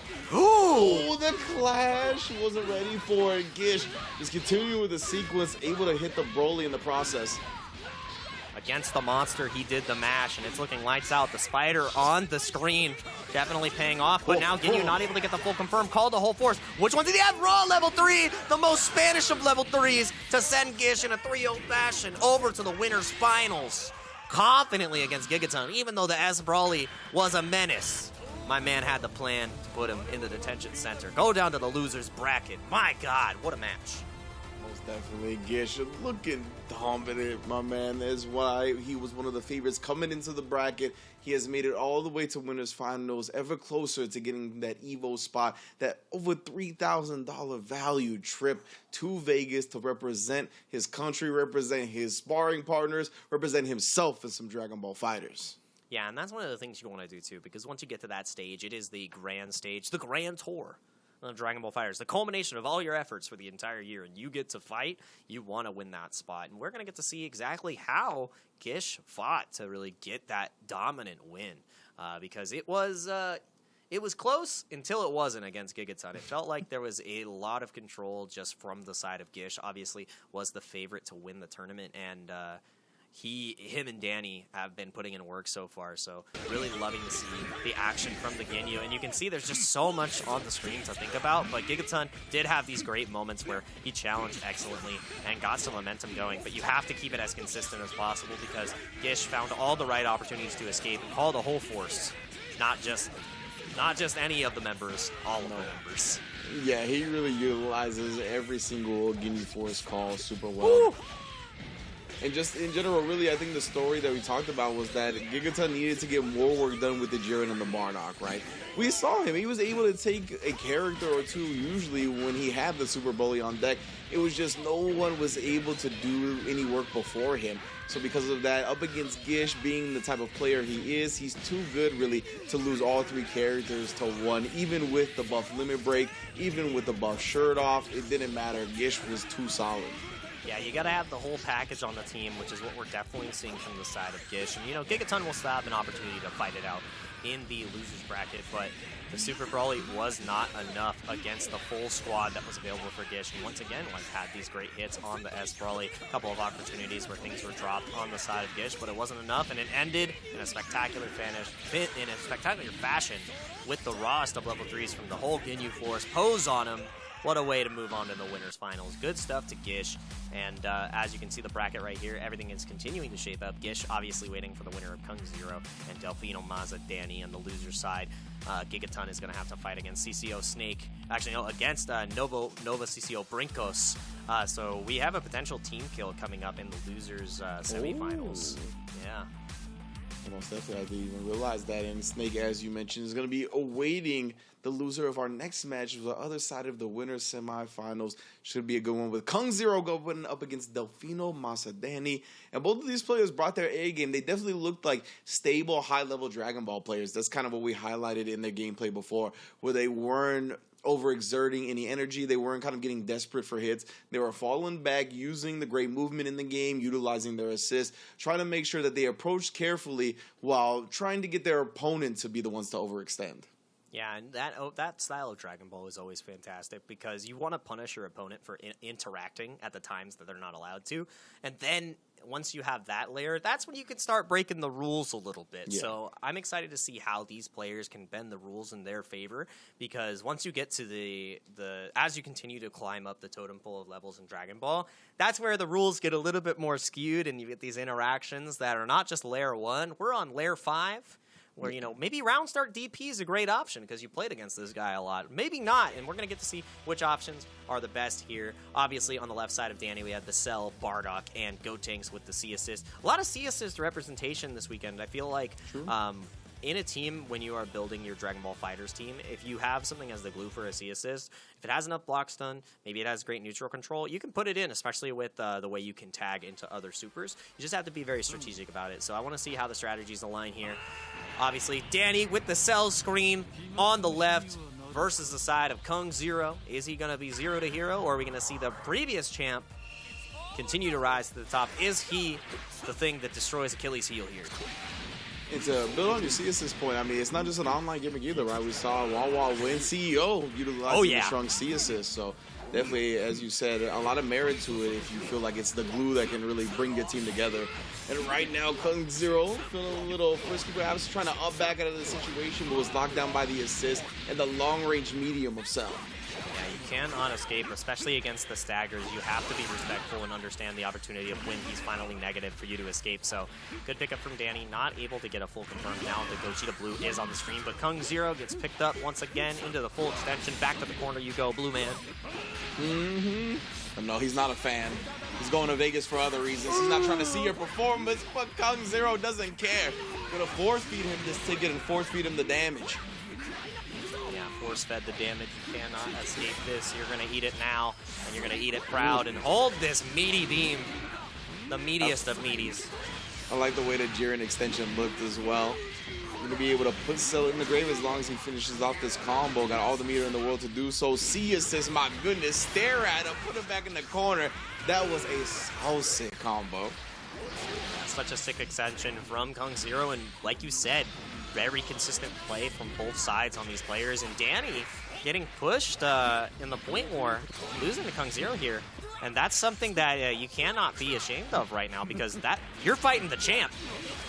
Yeah, most definitely. Kung Zero should be quite proud of that. But at the same time, because Dany is the Latin American champion of Dragon Ball FighterZ in 2021, he's going to have that champion's caliber mindset, right? He's not going to panic just because he's lost a character. You can already see he's bouncing back in spectacular fashion, going to get the level 3 knockdown. And now Kung Zero has to decide whether he swings the spark to keep him alive, and he does not. Eats the Dragon Rush for his trouble, and we are all tied up in terms of characters. You know, and I like that sparking idea, because you are at such a low health on that Jiren already. You're going to die in one hit. Save it for, say, maybe a UI Goku who can mix off of solo sparking, or even the Gogeta Blue, who just becomes a mixed machine.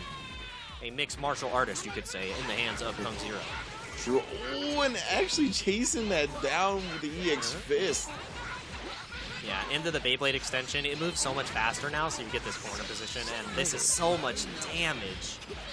Oh, no. Yeah, tried to escape, but there is none once again from Kung Zero. Following up that Gogeta assist and bringing Gogeta back in to finish the job. Good job is getting delivered right now. And Kung Zero, like these, we're going blow for blow, back to back right now, trying to beat the spark with the 5H challenges. How are you going to finish this one? Managed to confirm into the extension dimension. Yup, H into the S's. You know, cross my T's, dot my I's, build the bar. Your demise. Dany now left on just the Bardock anchor with sparking. 5 bars in a dream. Yeah, most definitely can do it. Oh, what a key blast right there. Sniping out both the point and the assist. Yeah, definitely had a little bit of overconfidence thinking the C assist was going to come out from the side of UI Goku, but caught walking forward, and now Kung Zero, you have to be able to block this mix-up. Do you opt to spark here? I think you do, yes. Ooh, trying to fake him out here. You can see, Kung Zero really utilizing that Gogeta fake fireball.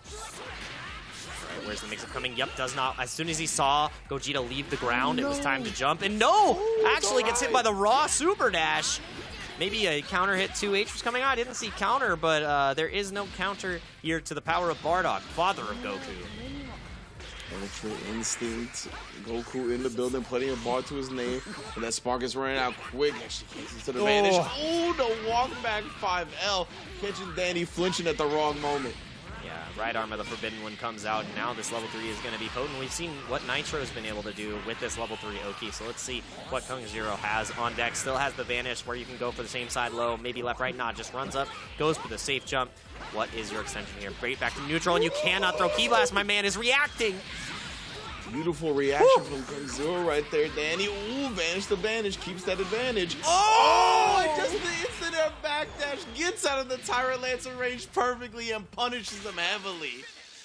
That was the heaviest of punches. He punched Goku's head straight off. I mean, no, Bardock got his head punched straight off. That was the landing, the way he jumped back, and Bardock was like, arms wide open, Goku, give me a big old hug. And he said, nah, Pops, not today. You left. You told me you sent me to another planet and you never came back to see me. Where's Mom? And then, you know, that's... No hugs can make up for what you did for all these years. For the fact that you weren't here to give me hugs all those times. And what a dodge, man. That was like perfectly knew exactly what his opponent was looking for. And that was like textbook punish. That was heavy reads, library card checked out, resident, taking a space in your head. And I just love the way he did it. Yeah, hanging out in the lounge, making sure he gets all the literature up in the dome piece. I'm not sure if Goku's literate, but definitely was literate in that situation. Getting the first game on the side of Kung Zero. Wow. Yeah. So good. Like, again, Dany, the champion of Latin America Evo 2021 online. So exciting to see Kung Zero, you know, striking for the throne. You know, that trophy looks nice, and that trip looks great. You may have won it online, but I'm trying to win it offline. Exactly. This is all for a trip to the biggest stage possible. See assist to start it off. Catching Jiren, UI escaping with just a couple of dents and scratches. A couple of dents on the hood, not a problem right here. What's the 50-50? That was so cheap. He did empty jump, nothing. IED mixed for free. Gosh, into the perfect attack loops. I don't want to ride the perfect attack coaster. Too bad, Jiren. Oh no, you know, if he was going to get the kill there, I was going to highlight the fact that you said before, right, you can kind of break the rules a little bit, and once you get to this high level of Dragon Ball FighterZ, and that's what we saw with that empty jump, instant air dash, but right now Kung Zero able to turn it around, and what is he going to present to Dany? How is Dany going to get out of this mixed situation? I mean, potentially same side beam, but no, goes for the overhead just as good, gives you even more pressure. Has the UI Goku in the back, but guard cancel gets you out of dodge for free. Waiting excellently, but the C assist keeps you locked down. Dany trying to escape this pressure. It's not your turn. Into the look that stopped 100 Saiyans dead in their tracks.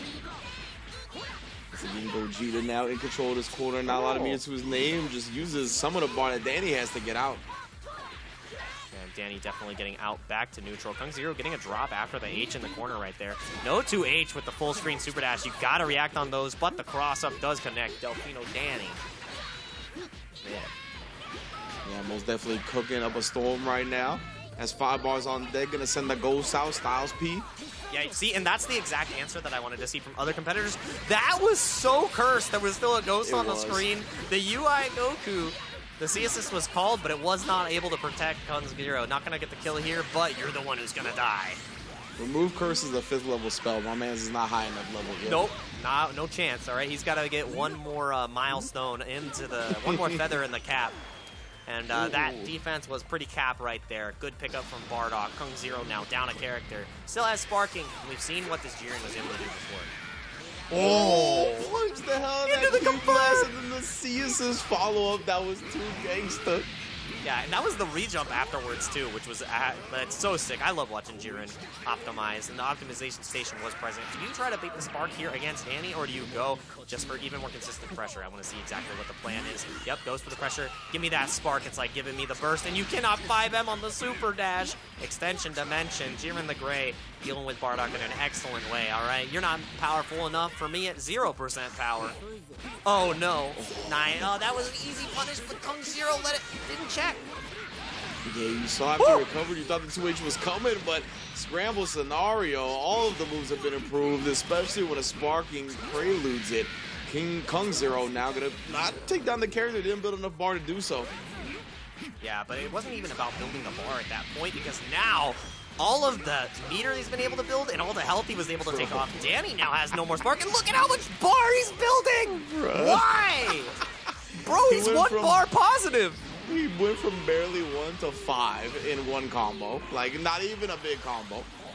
Jiren's got the juice. It's all the special moves he's able to utilize, and they're multi-hitting and trying to stop dany from becoming a multi-time champ by sending him to the losers bracket before finals, which means he's got even more matches to play. Endurance is a huge factor. And Kung Zero, you know, I'm really impressed. Yeah, most definitely. Same here. And I think that's a great point to highlight as well, is that, oh, the command grab instead, we'll get to that in a little bit, is the fact that, yeah, Dragon Ball, very long game, long tournament, and mental endurance, physical endurance plays a big part in results here. And you do not want to drop down to that lower bracket to have to play more matches. Yep, okay, Oh goes my for the God. super dash. No punish, no nothing. Very Woke up interesting. in super dash, bro. That was Yeah, rude. I mean, that's when we were talking about breaking the rules of Dragon Ball. You're not expecting your opponent at this level to take a risk like that, especially when they have been exhibiting that they're not willing to take that risk. So Kung Zero really testing the limits and testing the reactions of dany, but finally getting caught moving forward. Sometimes you gotta hold down back. I love that change from dany right there, right? He's been throwing a lot of key blasts, and Kung Zero has been sniping him out, so instead he changes to the beam and catches Kung Zero, kind of committing to that motion, just the animation itself.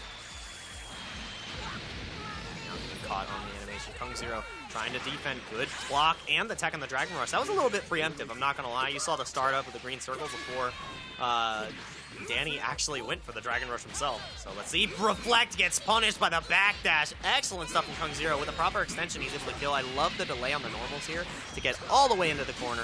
The entire extension still has the C assist to make this as clean as possible. Grab my man. Nope, not even going for the grab, just going for the super. Did not need any of the Gigaton bananas. He's already got enough potassium as he's aiming to stay with this near perfect record against dany. Oh, deal with this. No command grabs have been exhibited just yet, so I'm waiting for Kung Zero to show us. And again, text on the Dragon Rush. You cannot grab this man. Yeah, with that C assist, the extended recovery time, dany has his opportunity now for a 1v1 fight. Not bringing out the reversal level 3, tries to bring out the super dash, doesn't confirm into the kill. Oh, checks a mid 6M, put that away. Yeah, that 2L is so fast, and I mean, it's really hard to 6M against Jiren because not only does he have the counter, he has the 2L on reaction. My man can raw level 3 you. You do not overhead Jiren the Gray unless you have an assist to keep you safe because El Hermano is here to mash, and we are definitely seeing my man continue to mash. 2-0 lead. Did not expect dany to be in this position, but Kung Zero, he's watched enough Kung Fu Hustle in his day to understand how to deliver the pain, all right? He's running ultra fast. We can't even see the feet, all right? Facts. Right now, he's trying to give SDQ a run for their money, putting record times up on the board to get into that winner's finals position. But we talked about the caliber of player dany is, right? That's 2 whole games of intel against someone that is the defending, reigning Latin America 2021 Dragon Ball Online champion. So I don't think they go quietly into the night. It would be tough to imagine a 3-0 victory here for Kung Zero, but again, we talked about how much of a solid player they've been. They've been really showing out with all of their characters as well. And I think Jiren is honestly a very good player or a very good character up against smart Dragon Ball players. Like, it's just a character that can kind of blow up a lot of instances that you're not expecting to and kind of catch people off guard in ways that they don't want to be. And dany even feeling the pressure on a switch here to the Android 21. Yeah, the switch to the Android 21, and now it's not just 1 C assist, it's 2 C assist. So excited to see the switch from dany. I'm wondering if this is going to be enough to deal with Kung Zero. I do not think that it was anything that was a team composition issue. Maybe the 21 is for comfort. She did receive a couple of nerfs. Her level 3 OE is pretty much non-existent, but getting the immediate pressure off of the level 3, off of the C assist, and that's one of the things you can do. Full screen neutral feels really good, but you already did have the power of C assist on the Gotenks, and you have to be able to confirm on those hits because that's not what we saw. And there we go, finally confirmed, and we got to get the names switched here real quick. Kung Zero still is up 2-0, but dany is on the left. Yeah, because we went back to the play lobby. We got him switched right for you. Oh my goodness, the wake up micro dash out, dodges the IAD setup, and now Kung Zero is having the corner. And that's something that you always have to be on the lookout for. If you are not keeping your setups consistent, a player at this level is going to notice that, have the micro dash out, and punish you for overextending. And just off that one mistake, 70% health is gone, forcing the sparking, and now Kung Zero, what looked like a great lead in the beginning, and you get to confirm off the UI.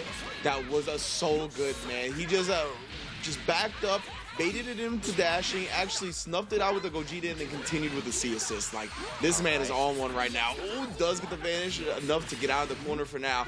Trying to lock him down with the assist, but you can see the movement is on point as well. He is not being contained. Has to commit to an EX bar to finally get a hit. Yeah, and look at the starter on this. Because it was punches into the Beyblade, so much damage against Kung Zero. Still not going to be able to kill. You don't really get an Oki situation. Chases down, and you have to get those confirms. Still, the tail of the tape is continuous drops on these confirms. Dany would have already had a dead Gogeta Blue, but now, one-touch situation, no sparking in the corner. Probably going to go for the Jiren level 3 to get the blue health back. You better guess for your life, and I think Jiren's going to be trying to snatch one of those Chiquita bananas right now with a command grab. See it. Oh, the Dragon Rush instead along the same lines. Was trying to open him up for blocking and was successful in doing so. Gotank's already on the bench. Cell, half-life. Kung Zero is in pole position right now. Yeah, there's always money in the banana stand and getting a lot of meter off of that Dragon Rush, taking a stand against the banana-haired character. And, you know, Dany has a lot to work with, and you cannot! The C assist change actually came back to bite him because Jiren has the full screen counter. You thought you could play free neutral? Hold this free counter. Oh, but big drop from Kung Zero. This should be a dead Gogeta Blue. Yeah, given the perfect attack follow-up, it just stabilizes Cell's combo route so heavily, even when you get super high hits like that. So good stuff. And now a drop combo for a drop combo. Kung Zero trying to give him a homie stock. Yeah. Hey man, here's another chance. I know that we're fighting for the same goal, but right now the goal is in Kung Zero's eyes, trying to move on to winners finals. Does not want to lose, trying to speedrun this as fast as possible. The level 3 comes out, and no sparking means this mix-up, it's do or die for Dany. Oh Nice yeah, Dany actually defense. does bet on the reflect, get some space back, but still the corner is locked it down. Yeah, and running away excellently, getting locked down by the assist. No confirm on the whip, but the H connects. Even though we're level 3 has been nerfed, the tail still does wonders. And this is the tail of Dany trying to make the comeback happen. Level 1 into level 1. One touch on both these characters. We have not seen Kung Zero push to just the UI just yet. Sparking on this character too. This is scary. Yeah, health left, you combine the two on Dany's side. Very similar to what UI has, as well as the spark to get out of this first defensive situation. That's really anybody's game, but the perfect attack is there. I'm surprised Kung Zero actually committed after the beam. Yeah, you're not allowed to do that because of the anti-air properties on the side of the perfect attack. You cannot punish just yet, so I love the empty vanish, but Dragon Rush connects. Kung Zero bit off a little bit more than he could do, and Dany showing that tenure as a player, showing why he's the previous champion, having great options so far. C assist locks down and gets cracked open. Dany staying alive. Not just over yet. Has to build up to 4 bars to get this kill, and it's only 3. But now guess, 50, half a bar available. Rolling Crush mix, I think he's going same side. Oh, and I got hit. Behind the back. Man, Dany not going quietly into the night whatsoever. Got the cross-up, rolling attack, and yeah, as you mentioned, it's just a 50-50 in the corner right there. It could be behind you, it could be in front of you. Guessed wrong this time, and Dany putting that W on the board. We said he was too good to go out 3-0, proving us correct with that at least. Yeah, and I love that from Dany. And again, that's if this was a traditional bracket, that would have been a 2-0 finish. We would have seen Dany on the loser side, but having that extra game to adapt is exactly what we saw here. And I'm loving that this is the first time we've been actually able to see, you know, the 2-0 lead into coming back. Usually it was a 1-1 earlier, but now Dany gets one on the board. Cannot change teams anymore for the remainder of this set, though. So Kung Zero is the one who has a chance to adapt now, because that was the change that made the difference for Dany. Having the 21. The 21 definitely did the most work. So how is Kung Zero going to work against the menace that has been the top tier 21 for the entirety of Dragon Ball FighterZ? Very true. My top tier Android wife, I can no longer be carried by the level 3 Oki anymore, but still the medium normals are always on display, very potent in this game still. Those tails and the C assist catch it too. This is a big start for Dany. Yeah, Dany looking like a different player now. Definitely going to be a dead UI Goku, the happy boo-boo. No, the drop! I'm sorry, I commentator cursed him. You literally, the moment you said dead, my man dropped the combo house. The universe let him know with that one, and now Kung Zero going to be looking to turn the tide. Yeah, man, and now getting picked up by the assist. I'm so sorry. I'm hanging my head in shame. Not allowed to say words anymore. Yeah, they take a match off in the commentary. Kung Zero. Ooh, not gonna spend any meter to finish him up there. The C assist from an Ultra Instinct Goku. Somehow clearing the screen of any and all foes. And that's gonna be a dead Gotenks. Yeah, into the Jiren, not to lose any of the blue health on the UI Goku, and what looked like an amazing start for Dany. Yeah. It's now, Yeah. man, it's all looking grim. I was about to say it's all looking DeVito, but I don't know, that's pretty nice. Oh, man. Nice 6M. Yeah, and the C assist, giving him a full extension, easy stuff. And we saw the C extension actually work out towards the end of the last game as well. The extended block stun kind of caught Kung Zero off guard. Allowed for an instant air dash mix up to connect. We'll see if that happens again. You know, it's happening again. We're back to this even playing field, but that C assist connects at any point of the screen. You are not allowed to whiff, all right? There is no whiff punish, and that was definitely a wish punish from the side of Kung Zero. Not getting the confirm right there. Good sparking. You do not want to get hit once again because this character will take your whole life bar, and now both sparks are expended. Who's going to be able to get the first hit here? We are playing as lame as we can. Oh my god! Snipes out the super dash. You better put some respect on my spacing. We're playing Spaceys right now, and the reactions from Dany, reactions of the champion, and you've got a guess now, still in sparking. You cannot afford to get hit here. Goes for the same side low, and Kung Zero is beginning to throw in the towel. Gonna be losing this Gogeta Blue. Last time he wasn't able to do it with the UI with sparking, and now there's this UI charging on him, dropping the combo. No. Little overzealous. I did it again, Dany. That's your own fault. The key charge, I mean, you can be optimal with the key charge during the C assist, but you gotta make sure you connect afterwards. Oh, that's gotta hurt, especially because you can cancel the key charge into the Dragon Rush. That's what he was looking to do, and now you gotta guess on this mix-up. Goes for the TP on Wake Up, and you're dead. Now Kung Zero in the lead again. Bruh. Kung Zero reflected that jump. Get that out of my face. Bruh. That's all I gotta say. Dany, I mean, and this was the same. Oh, no. This was Why'd the you same interact? game. He dropped a happy birthday combo and another kill combo coming back to bite him so heavily. Yeah, this is looking rough for the side of Dany. Kung Zero starting to run away with this one. 150-50 away from demise. It depends on the starter. Are you going to be able to block this, Dany? And the overhead connects. As long as there is no drop, Kung Zero will be moving on to the winner's side. I don't think I could curse him any more than I potentially did, and there is no curse that can stop Kung Zero. The hero we needed, the hero we deserve. Moving on to winners finals to fight against Gish. Yeah, he hooked him up with that one homie stock and said, that's all you're going to get, fam. No more drop combos from my side. And Dany falling to Kung Zero 3-1 in winner's semis to get that winner's finals berth appearance. Man, yeah, I mean, not exactly the tale we expected, but we saw how real Kung Zero was even in that first winner's bracket. He completely decimated his opponent, didn't get caught off guard, looks very comfortable in the environment, and up against even an opponent the caliber of Dany, showing out and going 3-1. Yeah, and that's something that's so hard, especially because they are the champion. You have that mental stack in your mind, but a lot of the confident decisions made by Kung Zero is really what changed the tide of this game. And, you know, great reactions, great reads on what Dany wanted to do. And there was nothing more to it. These confirms are so sick every single time. It's like a Kung Zero highlight reel. Yeah, that whole replay sequence right there, beautiful. Like, it actually shows so many good moments of Kung Zero just outplaying Dany. Oh, another one right there. Beautiful replay choice from the production team. Very appreciated.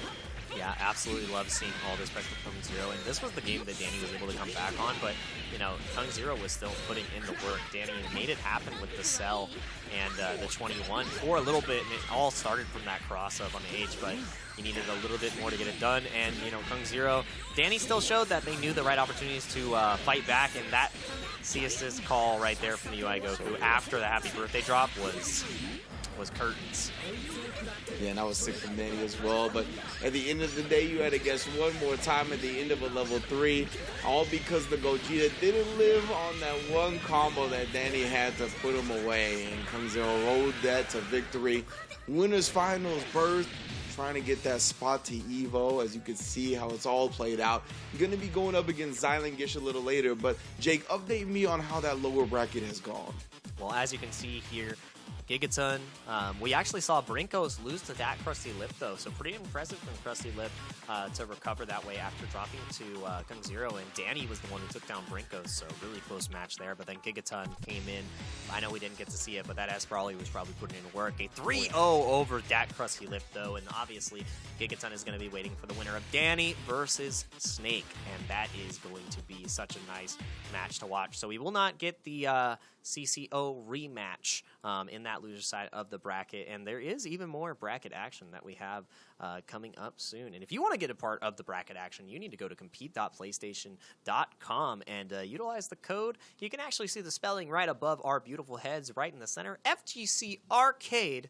When you look up and Sony supports you, it's better than heaven, because you can get something better than heaven. $25 off for your evo.gg registration. There are so many different games you can enter, Dragon Ball FighterZ being one of them. And, you know, we may be talking about the game, but we're kind of nice, too. I don't know. If you end up going to Evo, you could play one of us, potentially. And that potential is going to be in your hands. Use that FGC Arcade code for $25 off at evo.gg to make sure that you get in the action and throw your hat into the ring as well. All right, well, thanks everybody for joining us so far. We're going to take our last break here at the FGC Arcade. The Dragon Ball FighterZ action has been deadly so far. A tremendous showing from the players, and we're going to get back to crown who is getting that all-expenses paid trip to EVO when we return. Do not go anywhere. Calling all fighters. The PlayStation Tournament's FGC Arcade is back with the Summer Community Series starting this June. Let battle commence. Get ready for 6 weeks of scorching competition and awesome prizes across your favorite fighting games. Sign up in-game on your PS4 console or on the competition center at compete.playstation.com for your chance to win cash prizes and a round-trip ticket and competitor pass to EVO 2022. Think you're up for the challenge?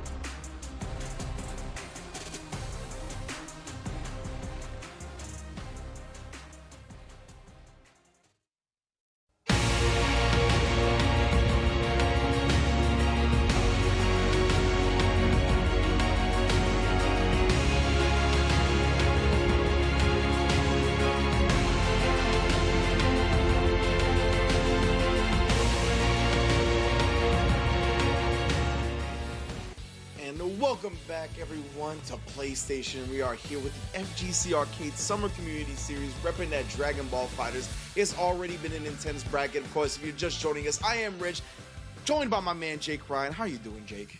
I'm doing pretty good. We've been seeing some really exciting action Dragon Ball wise, and our previous EVO Latin America winner has fallen to the loser side. The Sharks down there are hungry, and you know, normally in tournaments where a winner continues to win, there's a bounty on their head. We're going to see if Snake is able to take that bounty against Dany, but that's not the match that we're going to be watching right now. We're actually going to be seeing Silent Gish. Hasn't dropped a single game the entire bracket. 6-0 in the top side, 8-0 beforehand, I believe. If I'm misspeaking, then you know what? I deserve to get Brawly Command Grab. You're correct. Kung Zero. My man. Kung Zero showing up stronger than I imagined. Dany, again, was like my number 1 or 2 for the tournament, and Kung Zero just blew expectations away. Crushing that crusty lip, though, and then 3-1 over Dany as well. Yeah, it really looked like Gish and Kung Zero are two most complete players here today. Like, they, no matter who is on point, no matter what the situation is, they seem to be well aware of what they need to do to win. And it's always impressive watching players like that are able to kind of navigate their mental stack so efficiently, and even in dire situations still make these clutch reads and just make these choices that I find unfathomable sometimes. Like, with all the pressure and the overwhelming options that are presented in this game, it is just so impressive the way they navigate stuff. Yeah, seeing how these players navigate, especially in the highest level of competition, is it's so interesting to watch, and the stakes only get higher because if you win this set, then you've got two opportunities to win that EVO trip. And we saw how much it took on the EU side to win. It took to a final game after the reset to win. So that second opportunity on the winner's side is priceless for these competitors. And we're going to see if the price is right once we end up getting into the match. It's man, it could go either way. Oh, we got the poll at the bottom. Kung Zero, definitely the fan favorite night right now with a 60% favorability to win this based on the viewers' polls. How do you feel about that metric? Because, you know, even though I've loved the play from Kung Zero, his matches have definitely been a lot closer than Gish's. Most definitely they have been, right? And I think that's kind of the player and the team he's constructed, though. I feel like he kind of has a decent team of interacting. While on the other side, Gish kind of goes against that. I think the Gotenks and the Captain Ginyu and even the Android 17, they're all very high-speed, chaotic characters that are trying to throw you off and not really let you interact, or at least interact in a way that makes you uncomfortable. While Kung Zero, he's just more confident in interacting successfully. Oh my god, and interacting successfully at the beginning of the match. See, assist doesn't keep them together. We're going to immediately tag. I love the awareness from the side of Kung Zero to get that blue belt. Yeah, exactly. Gonna end up cashing out Gotenks, lets Ginyu heal a little bit, but takes away that blue life and the super delayed super dash. That's just another one of those things we were talking about. High-level Dragon Ball, you get to break the rules a little bit, do these unorthodox decisions because your opponent's expecting that optimal choice.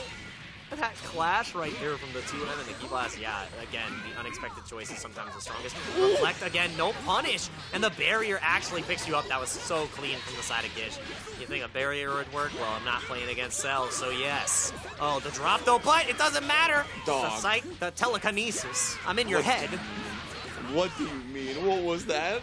Was that a drop, a setup? Either way, a drop opportunity, as my man Tyro would call it. Yeah, we call that droptimal here in the business, and we are droptimal as hell as we finish this Gogeta Blue. And even though Gish had to spend the spark, a spark of life is renewed on the side of his team. Ginyu, force go. Kung Zero no longer has the Gogeta Blue. And most definitely, the Gotenks not looking healthy. The Ginyu could definitely die quickly as well. So anybody's game, spinning the C assist early, but he's cleared from the screen, and my man Jiren returning that favor in kind. Yeah, returning the favor, and again, vanish right there. Trying to escape the Ki Blaster there, and the 2H afterwards. You're not allowed to press as you're falling down. And now it's time to keep the pressure on. Sparking comes out, but again, the 2H! Why do you continue to try to act after the vanish? My man Gish has already showed you that he knows how to react to that kind of pressure. Yeah, Kung Zero maybe a little bit stubborn right here. Oh, speaking of which, just gets pretty much block string to the ground, and the low ends up clipping him. I'm not sure if you're expecting like a delayed overhead right there or what, but Gish ends up killing another character. character now down, and Gish confidently in the lead, even though he had to burn the spark in the beginning of the match. It does not matter, and every single overextension from the tide. What do you mean you confirmed that? You're nasty! Oh, yeah. Man, it's a really impressive Ginyu play. No 2H right there, though, actually just vanishes instead. Zero needed a big hit that could have killed Ginyu, and speaking of which, gonna get a second chance at doing so. Should wrap that up nice and neat with this extension, and does. Now Gotenks can also fall very quickly here. Gish gonna be a bit careful about how he approaches this scenario. I know he's gonna want to use that 17 assist, but it's more of a close quarters type. So that's why he's safely approaching, trying not to be too antsy about it, and the Ki Blast find the mark. Yeah, and that's a little bit too much for Kung Zero to deal with, because yes, the Airstream is great about dealing with Ki Blast and it's fast, but Gotenks has faster Ki Blast, can send out multiples, and now a multitude of trouble is approaching in the corner. IED back, H is blocked from the side of Gish. How do you escape this? And the company and grab connects excellently. Golly. Okay, so we're just gonna keep going with the combos. Whenever he was gonna snap in the Gotenks, but right now just wants to put as much damage on the Android 17. Is being dealt. Do you opt to vanish here? The way 17 continues to scream while he's getting beat up is actually hilarious. I'm sorry. I just noticed it. Ooh, trying to wait out, maybe bait out or reflect or some type of reversal, but Gish not giving it to him. Wow, delayed super dash not countered. Playing very dangerously here. Oh, what in the world? Excuse me? The beam somehow clipped him on that vanish? I'm pretty sure that he actually vanished, but it didn't take him behind UI Goku. It put him in front. Wonky I've never seen that happen. That beam. Yeah, that was wonky, and that wonkiness is definitely putting Kung Zero in a pretty good position now. 4 bars on the side of Gish, but any hit from either side into a simple confirm will get the job done. You have to be careful throwing out your Ki Blast here. Gish trying to get the opportunity. No punish right there. The 2H didn't come out in time. The Scream, the Supreme, and you get the first game to Gish. That drop from Kung Zero, all he had to do was 5L, but he opted to do the 2H. 5L would have caught. It hits high enough in the air, and that mistake, that mistake cost him. My goodness, very scary. These ballsy super dashes coming out from him as well. There was a lot of times just dashing up super dash, very delayed super dash when coming down from a jump, really testing these reactions on Gish. And we saw 2H's mad early put a stop to it. But, you know, when you present your opponent with something early like that and they counter it, sometimes the best time to go back to that is towards the end of the round, right? You think that you shut down that option, that your opponent wouldn't go back to that because you already beat it a couple of times, and that is often the perfect moment to return to it. Good old super dash. Nothing beats super dash is definitely the mindset right there, because once you establish that respect with your opponent, like you said, you hit him with the unexpected. You break the rules once again, and you know, breaking the rules feels so good at times, and getting that first game is what happened because we broke the rules. And I know that you play a character that loves breaking the law, and we're going to see which character can overcome the law, that is Dragon Ball, and get to this grand finals. That is what we're waiting for now, as Gish is getting opened up immediately by Kung Zero. Yeah, once again, able to set up shop in the corner. Loves that Ki Blast, set up the C assist behind it, and Gish opened up because of it. Little shop in the corner, can't deal with this monster. I'm hungry, Ginyu. Both players fill each other out. It's commit to anything, but my goodness, Gish catches them with the shoulder top in midair. Yeah, oh, and the forbidden starter and pick up afterwards, even though there was a drop inside of Gish. Kung Zero gets scooped up. Lockdown comes in, and you cannot escape even with the DP, but the man gets him out. I can't believe it. Finally, Sparking comes out inside of Gish, trying to deal all this pressure. Ginyu right now, so much, not able to get a off the birder, and it's just, I can't even track where the characters are in the DP. Yeah, goodness, finally finds a stable hit. Kung Zero able to scoop down the scramble, but now putting him back into that Jiren lockdown. Does get out, but only for a moment. Yeah, a moment has passed, and everything continues. Ginyu still trying to fight back in the corner. The CS finally connects, and now Gish escaping that pain. That was the corner, and finally getting the 17 in to get a little bit of health back. But the drop at the end, Kung Zero surviving. Yeah, and Kung Zero trying to bait him into something. Ooh, even putting out the Ki Blast to try to get him to do that C assist, but no. Disciplined defense from Gish, not trying to swing into these many counters Jiren has. Oh, but his toe tapping on the forehead. The Chrome Dome getting shot real nice. You know where to put it afterwards. Level 3, hard knockdown. Yeah, hard knockdown. This is where the potent mix comes through. Oh, but it looks like we are going to have to wait to see how that potent mix plays out. Slight technical difficulties on our end, trying to determine who's going to get into that grand finals winner's side. As we mentioned, all important between the two to get that advantage. It went to a very last game in our EU quals. Big ups to all of the players, the production, as well as the casters for that one. We were trying to determine who this NA person is going to be that joins them in EVO. Yeah, our hero of North America, trying to see exactly who's able to come out on top, as you know, Mexico has been the most dominant so far out of these players.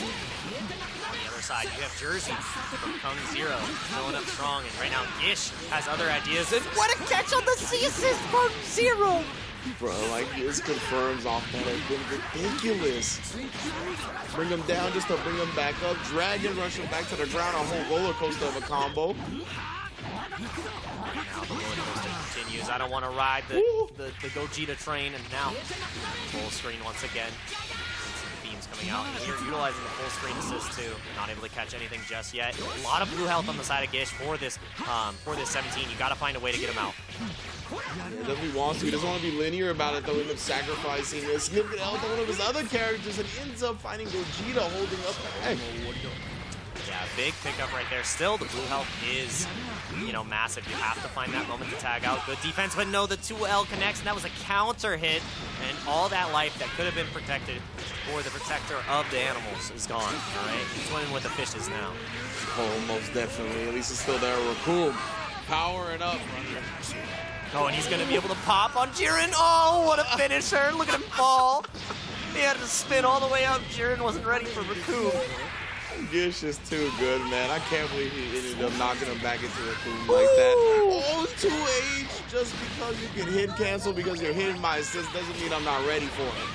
Tried to EX to get through the Ghost. I don't understand that option. It does not get through the property that the Ghost have right there. And it's all free real estate now for the side of Gish. Probably going for the level 3 knot, setting up the birder. And you're getting caught, all right? He comes back and forth. It's a roundabout Ginyu Force special. And Toku Sentai, it's time to die. The purple man is dealing with Goku in such a great fashion. Not stealing the body, but delivering body bags. Gish up in a 2-0 fashion. And if you really master Ginyu like we can see that Gish has, there's so many options and opportunities to present safe pressure while your point character is far away from any nonsense like we saw right there, right? Presents the meaty, calls Birder, gets him away with the reflect, but then he just waits, and he let Birder do the heavy lifting. He saw the DP come out, but he was not in any type of range to have to interact with it and just converted from Birder. Oh, yeah, and that's one of the things that Dragon Ball players, and I feel like fighting game players need to do more. It's the power of nothing is so potent, especially when your opponent is thinking about 18 different things that you can do. And with a character like Ginyu, you have to be looking out for all those things. So trying to escape, Kung Zero just was not patient enough, and Gish definitely had the hard read. He's like, I'm going to sit here and let you spell your own demise. And it's looking rough. Gish trying not to drop not drop a game this entire bracket, and he's looking to be in that position. Like, favorite of the tournament, I feel like I picked a good horse. You did, 100%. We were talking about it a little bit before the cams went live, and you were like, this Gish dude is probably getting a trip to EVO, and you're looking correct so far, right? We'll see if Kung Zero perhaps can wake up a little bit, figure out some answers. That's 2 games of intel. We've seen a couple of players strike back down 2-0, get a game or 2, but nobody's been able to complete that 3-game comeback. They've been kind of snuffed out as the momentum begins. So we'll see if Kung Zero can kind of switch the tail a little bit, or if Gish continues his run of domination. I love how cursed the Ginyu sticker is on the spiders. Like, just a little bit of an adjustment, and we're getting into Jacko Pose territory. That's why it's kind of scary. No. I don't want Jacko Pose Ginyu, because he's already posing on us the entire time, inspiring Gohan as the Great Saiyaman, which is pretty hilarious. And we're going to need the Great Saiyaman, a true hero, to save Kung Zero right now. And Violent Gish fighting back from the corner, but Jiren, he's got his eyes locked on you. Yeah, punching him from long distance. Now presenting one situation away from death. That's why Ginyu and Gish gonna be able to spark up and find that air hit. Yeah, sparked up, found the air hit, great confirms, and good times. Give me your body! Give me your body! Do you know how to play Ginyu? Because I probably know how to play Jiren. For real, just like that, Gish in control of the character now. Remember, the homies don't back up the body swap Ginyu. They know who to ride for real. Yeah, they're the ride or die, all right? They have to make sure that they support the whole crew. And the rawest of attacks catches, get that Jiren off the screen, doing as much damage as possible. And you don't even get to use Ginyu as an assist either. It's so rough, all right? He's heart virus Ginyu. He grabs at his chest and grabbing at the rest. I mean, Jiren's gone, but it's like a 2 versus 2 right now. Do you know how to play Ginyu? I sure as hell don't. Exactly, right? And even if you do know how to play a little bit of Ginyu, we talked about it, handicapped. Can't really call the assist, doesn't do anything. All the Ginyu Force members are responding to when you call them. And he's going to try to get this Ginyu in to see any type of bonus damage you can do before it gets out of the battlefield. Yeah, he's definitely trying to approach the best he can. And the C assist does connect. That's what you get for interacting. Kung Zero. Bro, oh, he doesn't know how to do the air swings. He doesn't know how to do the combos. Oh, and off the top, from the top rope. We can't even see the combos anymore. Bruh. Oh, and he's not able to kill. He's whatever. He's like, I'll just leave the Ginyu in. It's not like it's going to do anything. That's the Capcom Cup special where the camera got knocked over as we went to the stage. I can't see the players, man. But Ginyu is gone. He didn't know how to do the ABC combo. That was so funny. We never see that. Yeah, for real, man. He's finally rid himself of the mental stack of having to play some Ginyu and is back here trying to take control of this set, not go quietly into the night. Said, get this character out of my hands. I didn't sign up to pilot him, and right now, piloting the match excellently. Kung Zero, but Gish with the excellent reaction on the Dragon Rush. The assistant's called with the beam, the reverse Kamehameha. Gets sniped out as he lands, and Gish, the sniper with the Ki Blast, all right? Denying the snipers as he defends the animals, but this is no ordinary animal on the side of Goku. Level 3 to knock him down. Definitely, the Ultra Instinct has awoken inside him, but right now, Gish gonna try to mix him after the level 3. Oh, and yep, gonna make himself safe with the spark. That was so many reversals. My goodness, yeah. He said, give me the double, triple down. As long as I'm out, and he does finally find an opening, reacts to the screen with a quick held vanish, and we get a full combo because of it. Zero, feeling in high spirits, full force, knocking Gish's Gotenks down. Maybe the first person to take a game off of him in this tournament. And Kung Zero has already been playing at such a high level. Gish may be running out of steam. Even though you haven't lost yet, you know, your opponent can start to figure it out, and that's why these 3 out of 5 sets are so important. Oh, yeah, not pressing any type of buttons on those UI strings. Oh, again! That's the second time that's happened. Why is it hitting behind him? Why are we vanishing in front? I have no idea. Is it because he's actually moving his hurtbox backwards? I feel like I heard a while back there was some funky interactions with that hurtbox hitbox because of the way he flips.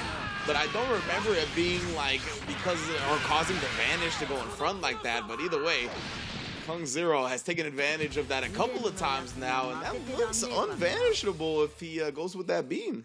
Yeah, I mean, so if your Ki Blast clash, I mean, you're going to take the beam or you're going to waste the bar and get hit anyways, and that's what we've been seeing so far. That's rough, I mean, because that's not typically how those beam interactions work, so getting punished for what you think is the right decision, I mean, again, breaking the rules of Dragon Ball, that is one of the moves that is doing so, and Kung Zero definitely putting the moves on Gish right now, showing a weakness in the armor, a crack, you could say, and are we going to be able to get all the way through it? Are we finding the opportunity attack to really take down the head of the pack that is Gish?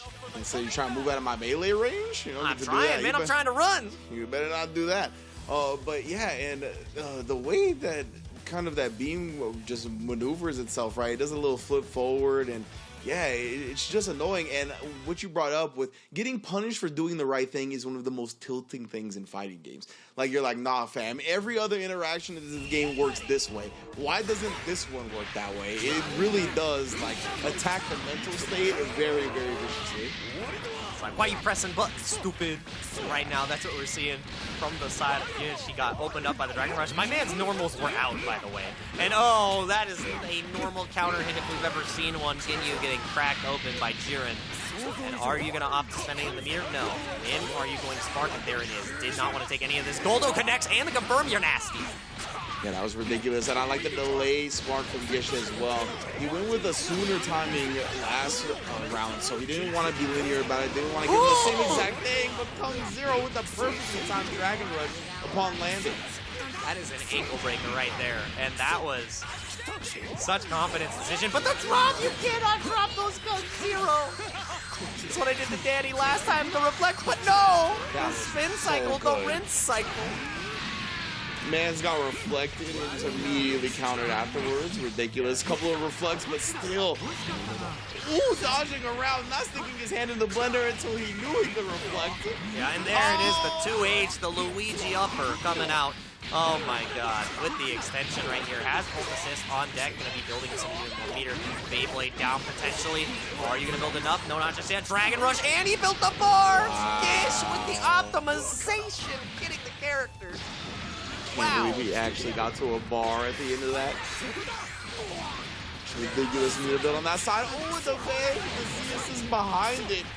Kung Zero now gonna tie up his character.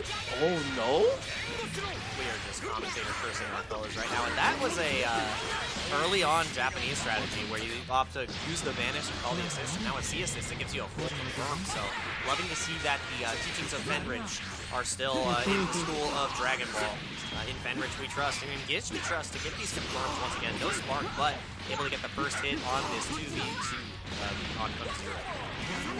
And there's other knockdown. Oh my goodness, bro. Kung Zero is so frisky with the super dashes. Sometimes you have to be. Catches your opponent off guard and continue to test their reactions. Just because they got you once doesn't mean they're going to get it every time. They are human. And are we going to see if Gish becomes beyond human? Oh, no, not right now. Yeah, I like that. He was going with the stagger strings. Gish just sitting there holding down back, exposes it with the overhead. The exposure is getting paid in full to Gish right now. You're going to be exposed to this mix-up. I think he might go for the same side. Are you going to be able to block this Gish? No, mids mix Americans.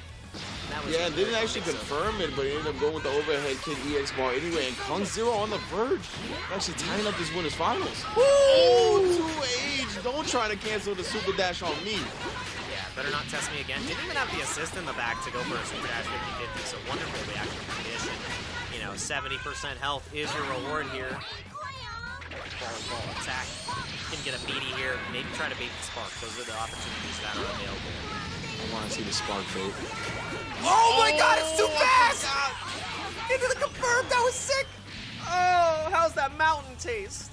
Doesn't even need to. He can cross up so fast. If you don't want to commit, as soon as you wake up, you're paying for it. That buff to Beyblade is actually ridiculous. I love it, but I hate it. I sacrificed Ghost Oki and got the ultimate speed. The #1 power. My man saw that Frontiers trailer and he got inspired, but oh, wait a minute though, Gish finding another hit. Yeah, this is huge. Spark next time is indefinite, and I mean that puts you in a mental sack situation. When are you going to spark? How are you going to try to escape? Goes for the Ghost Oki that isn't potent anymore. Sparks after the Unbreakable Will. Tries to escape, double down, into the spark, and the catch on the super dash startup. What do you mean? Bro, he did 2S and Gish felt like he super dashed like a frame afterwards and just ended up running into it. Yeah, that's rough. The stop sign incarnate, and now this mix is potent. You can't go for empty vanish, potentially same side overhead or a cross up, same side blow. How are you going to be able to block this Gish? That is the question. Oh, and here it comes. You have to be so scary. There's too much. Tries to double down once again. Look out for the airstream, the up beam. Gotta deal with it all. He still has an EX move available on the side of Kung Zero as well with half a bar. Oh, And confirm, you might be dead. This is going to be huge damage, but we have to see. Do you have the rejumps? Yes, you do. And as long as Gish does not drop this, Kung Zero is going to have to go down to the loser's bracket to deal with the Sharks as the volleyball comes out and the match is over. Silent Gish feeling violent, sitting in a pole position, grand finals, comfortable, only losing one game so far this entire bracket.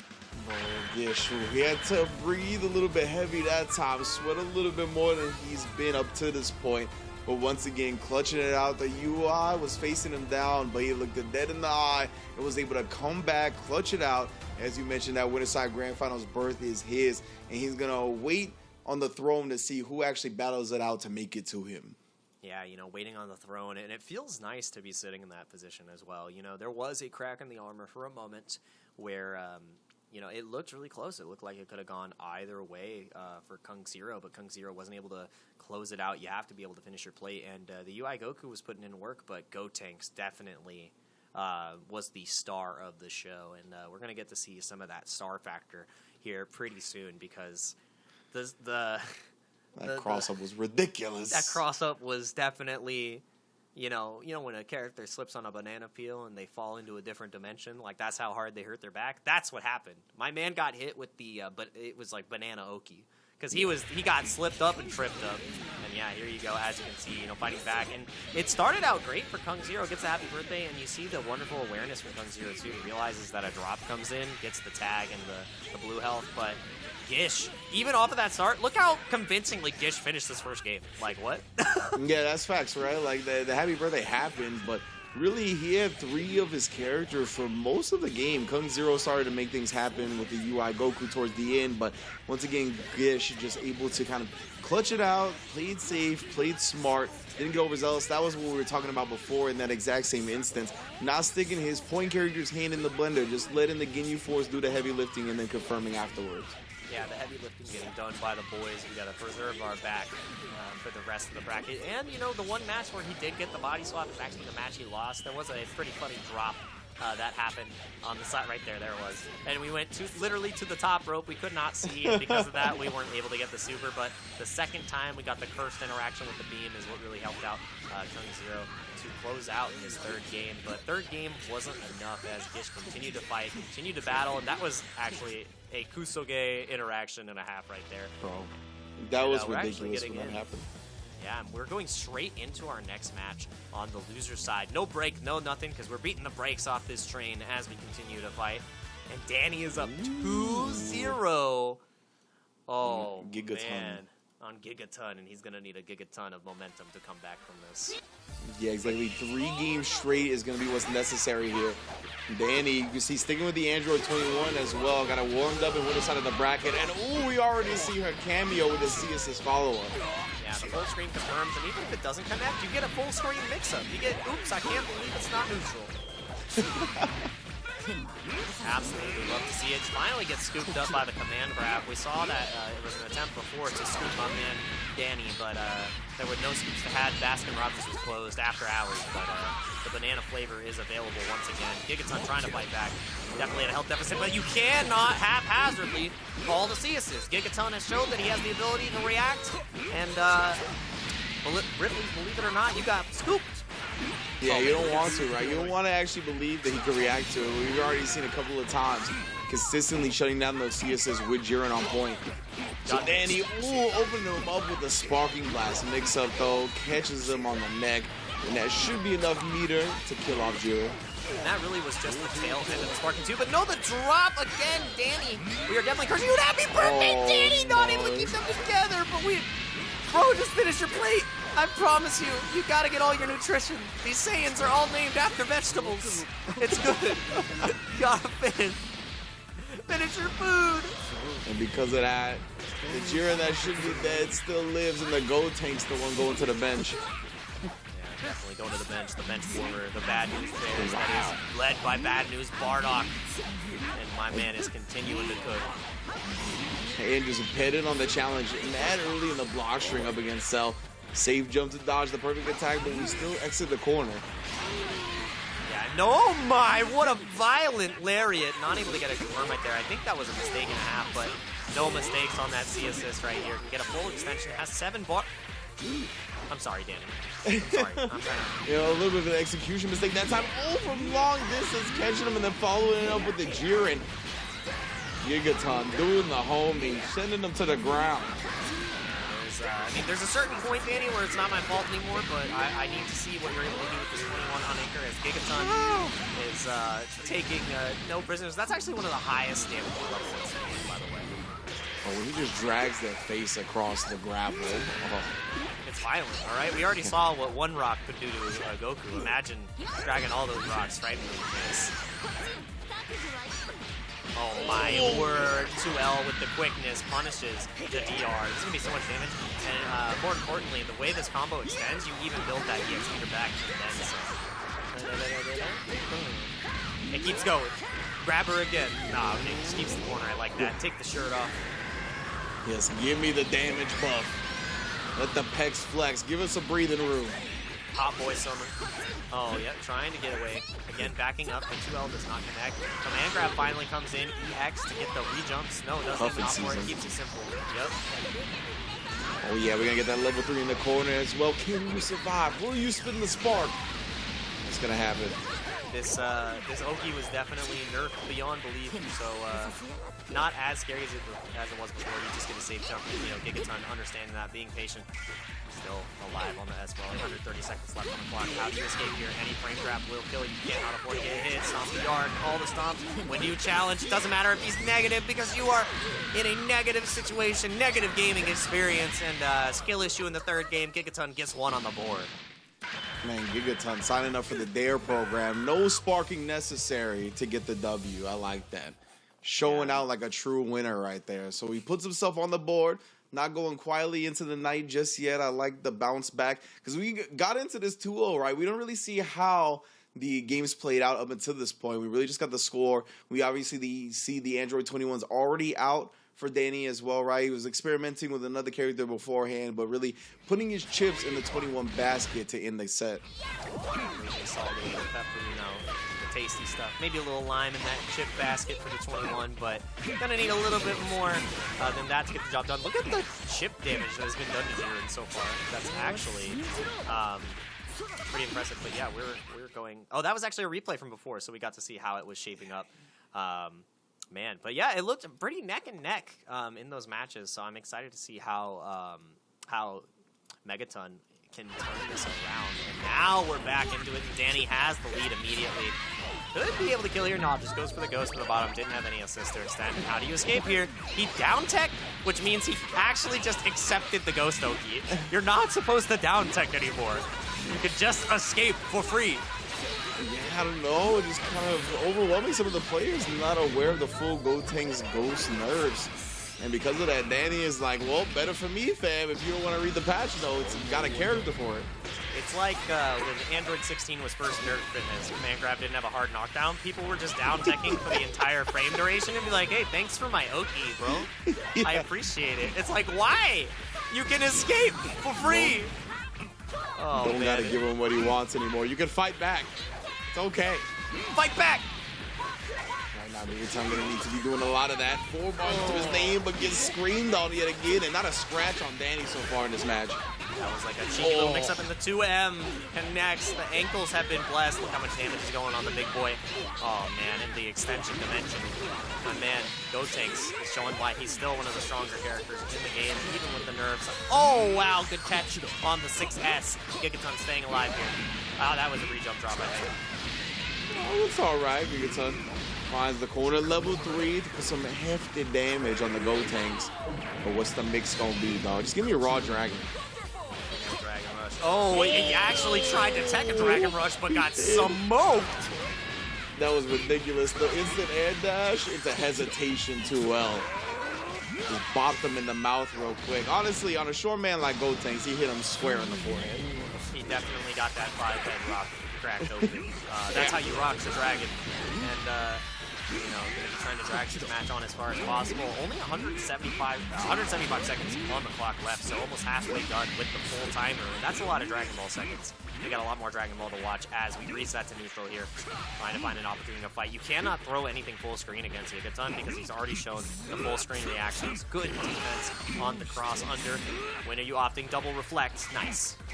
Yeah, classic cell defense right there, but a little scrambly. You saw the counter hit come out. Gigaton trying to do something as soon as he landed. We'll bring him down level 3. You already know. The beam zoom out all the way back in, Rainmaker style. Let's see how this goes. Goes for the cross-up, but he was available and ready in the spin cycle, the rinse cycle. This counter will be huge damage. Opts to take the shirt off to get the extra damage, not able to get the kill. And there is still a lot of blue health available because he started with the counter. It does not chip that health off at all, but you did not have the spark, and now all your health is gone. You will pay for it. No, not able to finish. You thought it would be enough. Oh, that was clean. And yeah, Gigaton, he needs a hit ASAP here to cash out on that blue life. And that's exactly what Dany's not going to let him do. I can respect the level 3. Screw the Oki, screw the damage. Just give Cell time to recover. Yeah. Biggest benefactor that you're going to get right here. And oh, the command grab does connect into the EX3 finish. And now Gigaton with one last opportunity to fight back. Dany has the spark. Showing somebody how to finish the character off with a command grab. I like the message being sent. Yeah, what a great comparison right there, because Gigaton, hey, we did the same thing. Mine's better, and how to finish off with a command grab, how to finish off excellently. Looking so good for Dany as long as he keeps it simple.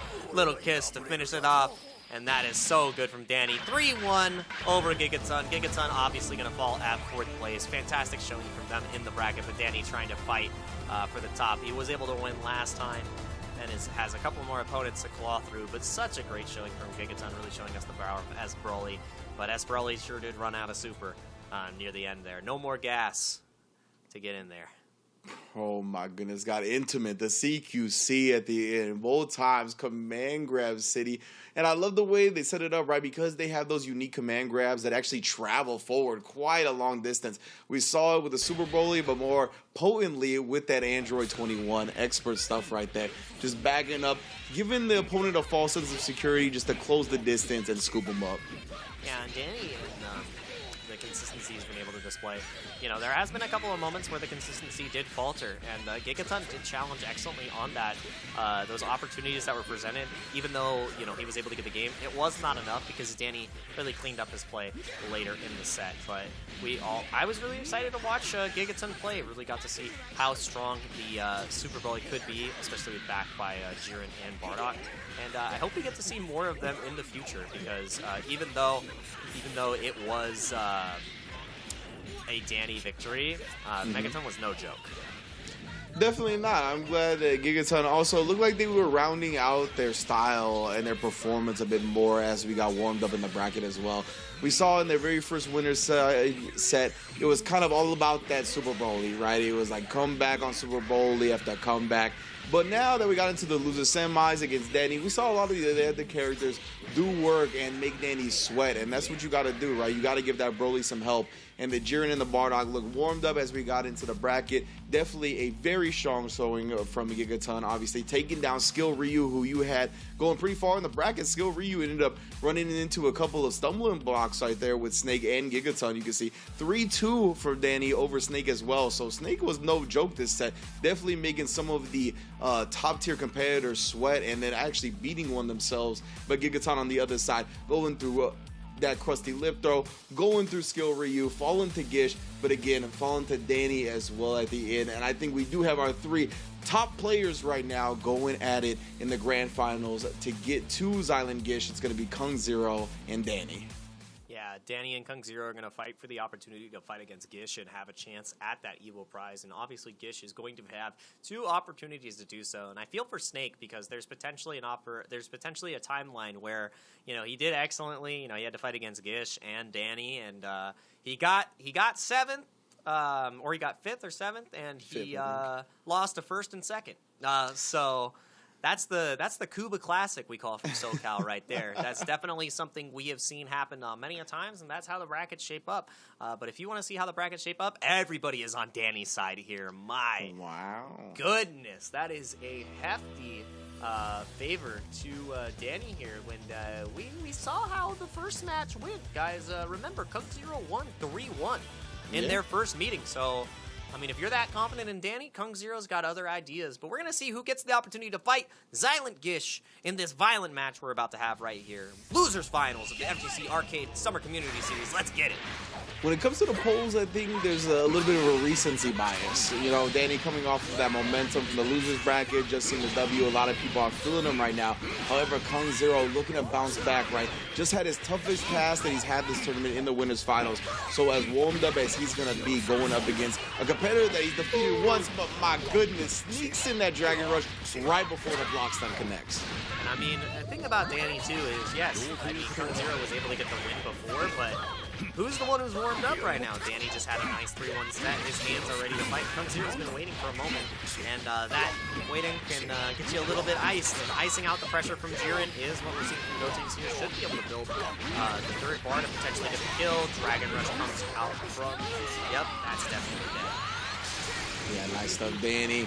Going to be going straight into the level 3 afterwards with the cell. Get that optimal point character follow up to try to kill off this Gogeta on the incoming. That was the last touch that killed on that level 3 side of cell. So wonderful stuff. Now pressure comes out. 6M does connect with the backdash into the full confirm off the C assist. That was mad sick that he was able to get down to the ground. Did not overextend with the air series, and now stuck in the corner for this series of pressure that we're going to be seeing shortly. How are you going to block against this Kung Zero? Do you opt to try to DP? Able to fuzzy jump the high, and feeling high right now as he is escaping every single set of pressure. dany, my God.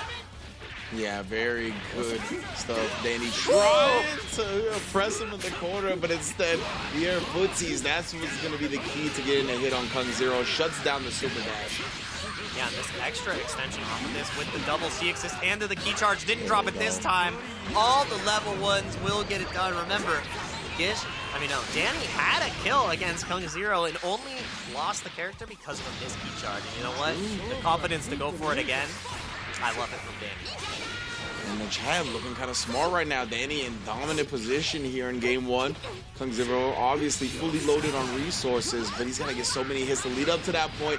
And when it's 1v3, you just got to play around these assists so heavily. You don't have any to combat them yourself. And that's really where the dire situation and the tough comebacks come from in versus games. And again, I mean, you see Kung Zero slowing down the approach from dany here, but dany's the one who doesn't have to go in. I mean, yes, okay, I'm holding you full screen with a beam, but dany's like, all right, approach me, see what happens. Good trade on the beam right there, and yep, you cannot do it. 2 H into the sparking, make sure the job gets done, and dany looking like a different player from the winner side, and coming in strong from the loser side. First game, convincingly over Kung Zero. All right, I see you voters. I understand. I'm sorry. I love this disciplined Dragon Ball FighterZ play. Like, first, it was just the kind of floating around in the air. You do the raw tag or the super dash, snipe you out with the jump light. Right here as well, right on the ground. You're getting antsy. You know, time is on my side. Life is on my side. You're going to try for a Hail Mary super dash ready to punt it out of the sky. Just perfect play from dany right now. Very composed and collected with the way they're approaching the game. Yeah, and the patience is what really is paying off, because we were seeing on the side of Kung Zero, he's not sure how to play with this slower style. It just felt like dany had an answer to everything that was getting thrown at him. You know, there was an opportunity. The only time he had to use the spark and felt under pressure was when he was the one delivering pressure, because there was no tension for him to feel. He just convincingly wrapped that first game up like it was nothing, and Kung Zero is going to have to tap into the power of nothing to slow dany down and really react and challenge him. He's got to get like Jiren. You see the banner right there at the bottom? Exactly, Jiren, meditative state. You kind of have to get into that mindset to play against these players that are super patient, that aren't going to be overexerting or overextending themselves. Trying to go for this. What do you mean? Did not believe in the hit, but what a risky option. Man's got just looking to headbutt people like Shibata, bro. Any type of experience, any type of opportunity to do so, he'll do it. Yeah, oh, nice. Shout cancel gets called out by the super dash. I mean, maybe if he just committed, the beam would have been a different story, but Kung Zero getting a little bit of momentum in the second. Ooh, just waiting for a second. Yeah, tried to bait something out. Yeah, got the jump start up on the side of dany. Maybe the super dash crossed up, but Kung Zero doesn't mind as long as he got the hit. It doesn't matter how it came in. And the Dark Cancel finished perfectly on the special move to escape. What's the mix going to be here? You still have the beam in the back. And it's a frame trap. Gets him over the dome, not able to get the confirm, and now Kung Zero fighting back. But I love that spark aggressively. Yeah, super aggressive spark to try to maintain the corner. Wasn't ready with the vanish. Punches it and taking it back to mid-screen. Pretty good stuff from Kung Zero. Yeah, oh, nice. The C assist brings you down, the vacuum effect. Nice, goes ahead for the beat, back dashes away. No taking risk here, and that was a big risk in the sky, trying to Beyblade to get the Gogeta off. What a run under in that situation! What do you mean, dany? And the fact that Kung Zero was ready for that blocking on the other side and then reaching into the heavens themselves to snatch Gotenks out and put him down in the grave. Yeah, putting Gotenks in the grave. And, you know, New Jersey versus Mexico. Not a match I would anticipate commentating, but what a hell of a match that we have present. All the beams, all the dreams in the sky. Not able to get the 2H after the backdash, so Kung Zero kind of getting a little frisky with these super dashes. Oh! Damn, he's willing to utilize it, and dany lying in wait, full screen, easy punish for him so far, and then of course it's a classic Dragon Ball FighterZ open up right there. Chase the up tech, put him in block stun, and then Dragon Rush on landing. Yeah, absolutely love to see that, and you have to be able to react on the side of Kung Zero, even challenge you. Now, how are you going to challenge here? Just Sparks, not committing to block, committing to escaping, and the 2L in the middle. And look how much bar he has. Explode. Oh, ridiculous meter build on Gogeta. Level 3? Yes, spend that cash. Yeah, it's going to make Cell lead significantly. He's going to be in one combo death range. Yeah. Dark Angel managed to get out once again. Trying to escape. Good block with the overhead. Full screen super dash comes out from dany. Are you going to find the way to challenge both players back up? dany playing incredibly respectful. Resetting neutral. Yeah, dany just waiting for his assist to come back right there. And Kung Zero making the most out of having his Jiren available. Pushes the issue, opens up Cell on the verge of tying the set. Yeah, Cell got cracked open, and the powerhouse is now gone, and you have the powerhouse in the back that is Android 21, no longer having that same anchor potential that she had before because the 50-50 has been gutted. And now the hopes might be gutted to win this in a 3-0 fashion for the side of dany, because one more mix-up and you are lights out. This 50-50 that's coming up could mean disaster for dany's 21. Yeah, we've seen that been a consistent answer so far. These players not really wanting to interact with that, trying to not eat that overhead, but Kung Zero just going with the meaty situation, catches dany trying to escape a little bit prematurely, and ties up the set. Yeah, and that was such an optimization from the side of Kung Zero too. Love to see that. The awareness was there. Knew that it wasn't going to drop. Goes for the hard combo that's definitely going to kill, because even if you award your opponent one more interaction, that's sometimes all it takes for them to change the pace of the entire game. Even if they're a pixel still means they get to play, and Kung Zero wasn't playing around at the end of that match. Yeah, we've seen that on display in this very tournament, right? Like where characters end up dropping out of kill combos and then coming back and running the entire game back.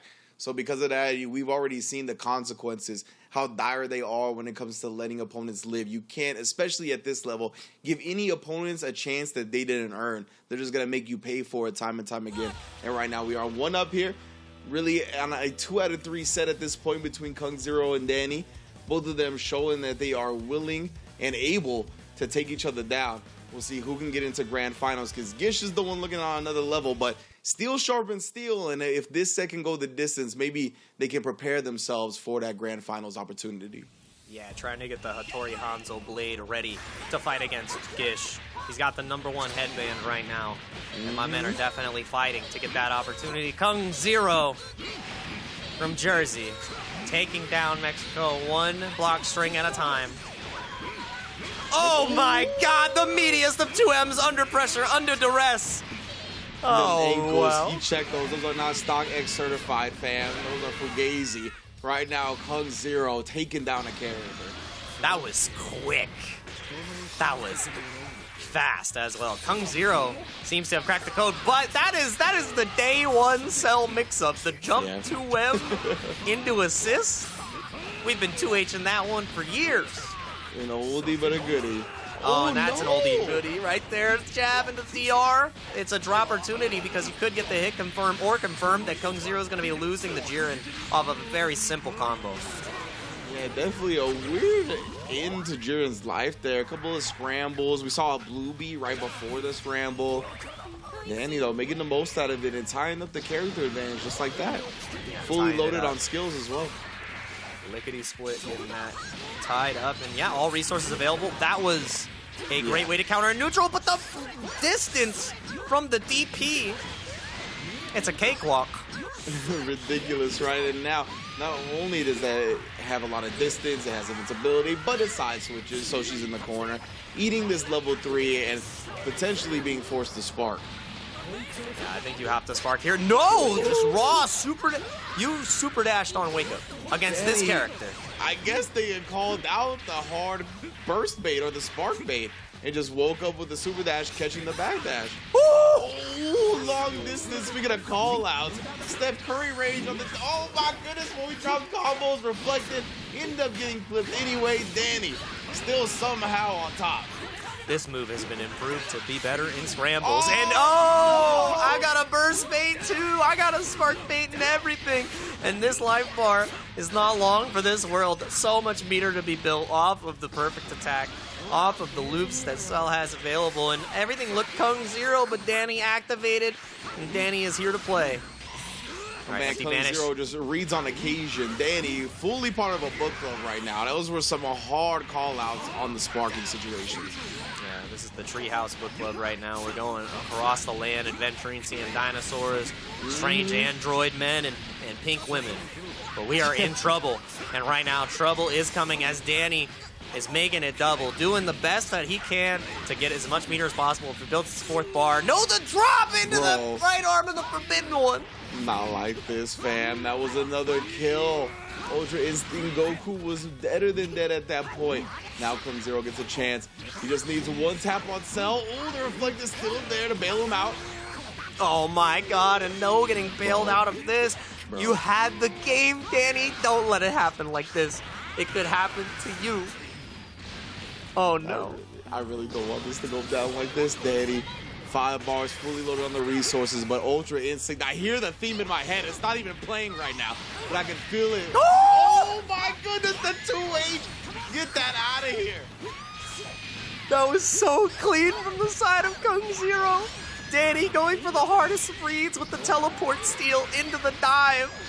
And he might use his own die missile barrage, but at his own hands, guess for the game. Kung Zero left to right. Goes for the low. Vanish on vanish. One more decision will do it. How are you going to opt to do it? Tries to vanish. No 2H. That was a counter hit. How are you going to get the hit here?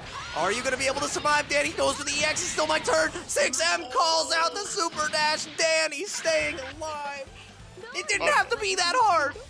It really didn't have to be that hard. I honestly thought, I swear to you, once Android 21 got close again, he built the half bar. He didn't have the half bar until he blocked that vanish. I thought he was going to DP, bro. I thought he was going to do the EX reversal and he was going to run it back. So very close. Like you said, the Ultra Instinct Goku was dead. We didn't have to have our hearts beating that much. But nonetheless, that's what Dragon Ball delivers. Very, very close game, and we're going to continue this set momentarily. That was a close game, if I do say so myself. I'm surprised that we did not see Kung Zero go for the Vanish Oki after he had the bar. One more touch would have done it. Gives you a left-right or, like, you know, empty jump low. But we didn't see that come out. So, you know, Dany definitely getting a little lucky there after having an unfortunate drop. I feel like I shouldn't commentate any more of his games because every time I say that he's going to kill, he doesn't kill. Call me James Jr., because I'm channing out right now. Oh man, I don't know what it is in the air. The SoCal commentator. We just got that extra bit of curse to us. Yeah, a little bit of that extra spice. Right now we got spice in this match as Dany is one game away from making his way to fight Gish, and Kung Zero getting called out for the counter. The Cell Beam just barely lives, so let's see how this plays out. Beyblade, let it rip, connects, no confirm. Doesn't matter, you cannot reflect away. Winner the assist getting called, Beyblade gets canceled by the guard cancel. Man just dashed up and tried to reach for Gotenks in the heavens again. Ooh, nice confirm, but actually not quick enough. No wall bounce because of it. Okay, gets the full dive kick connection, falls the Jiren, gets the mix-up. Loving this from Kung0. Again, has a dominant position in the corner. Should be able to DR here to get the nice sliding knockdown. Does not opt. No, he does opt to level 3. Interesting. Would have been able to kill him the next end anyways. Feels better about this knockdown situation. Yeah, exactly. I wonder if he's just trying to maybe force Dany into thinking about sparking here or what. Okay, it looked like that's what he wanted for a second, but not able to punish. Either way, staying safe until that moment. My goodness, gives him a noogie right on top of the dome. Yeah, woogity, woogity, woogity, get him with the noogie, all right. That power in the fist was delivered, and now gonna be able to deliver a crippling blow. I don't think he's gonna be able to kill here, so opts for level 3, one of the potent mix-ups in the game. Has gone cross-up the blast 2 times. I want to see him go same side, maybe a Dragon Rush. Same side, super dash into the sparking bait. Not able to get the hit, but the C assist has got my back. I love that right there, Dany. That was layers, and we really appreciate those type of setups in Dragon Ball FighterZ. Avoids Gogeta entirely, lets Android 21 get the hit, and now Dany looking in a prime position. Yeah. Ooh, kicks the assist and then cancels on a hit into the rolling attack. Let Gotenks get the C assist now, screaming on him. And again, the drop, even though it was such a clean decision from Dany, gets the drop right afterwards. And I mean, wow, you really 2H the C assist and then rolling the rush. That's insane. Right now, Dany with the great defense. And Kung0 just, in case there was anything there, he put the counter up, but all he could find was another cell, another tap to the back of the head, and now one more character down. Go, Dany against just the UI Goku. Wasn't able to make it happen with the spark before on the side of Kung0. Let's see if he can make it happen now. No punish on the recovery there, but got caught jumping. Not a counter hit there. Now getting forced in the corner. You have to deal with this level 3 Oki. It is so scary. No, does not opt to use it this time. When are you trying to escape? Guard cancel vanish. Utilizing the resources, but spending those resources, it's costly because you only have 3 bars. You only can escape with a guard cancel or maybe a guard cancel vanish once or twice. Oh my god! That was ridiculous, bro. He traversed the beam with that invul and then canceled it to the DP version. That was ridiculous. I heard the Kepler music as he did that. Like when he scooped right through the beam. Yeah, that legitimately, looked like the scene in the anime where he was dodging the projectiles. Legitimately. Yeah, Kung0 trying to be the protagonist, but I know that a certain character on the screen has had a good history of fighting Goku. So we're going to see if Goku can survive. Now powered up, but the block on the Spirit.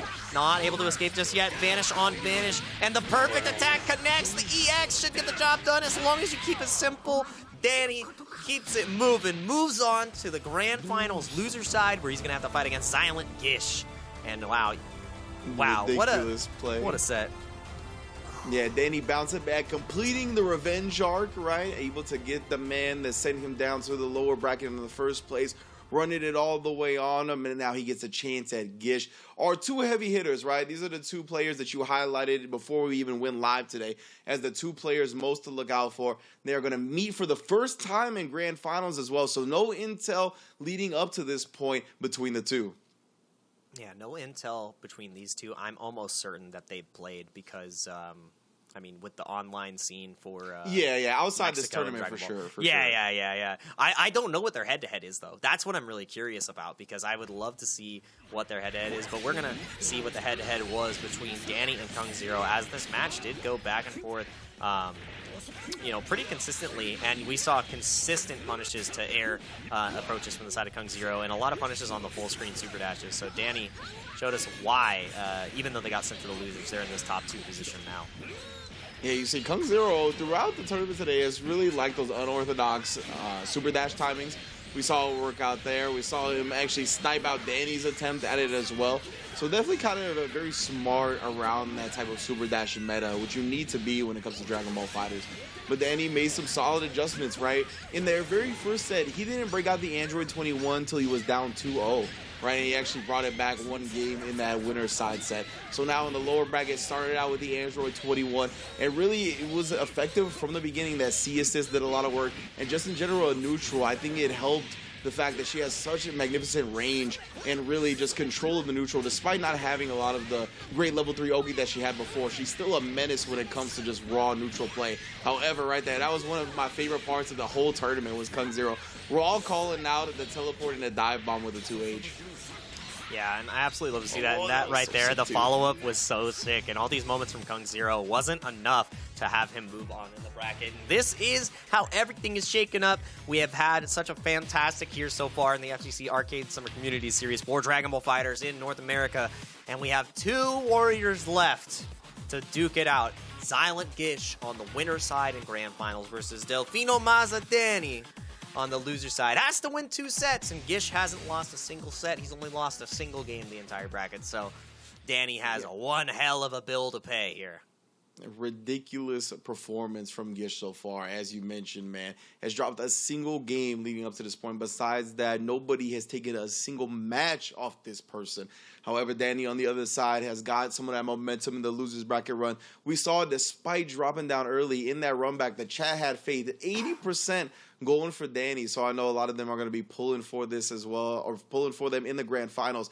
However, I don't know, man. Gish, the way they've been playing, they look so good all around. Every single character has been deadly. They've been optimizing with every situation and every hit they get.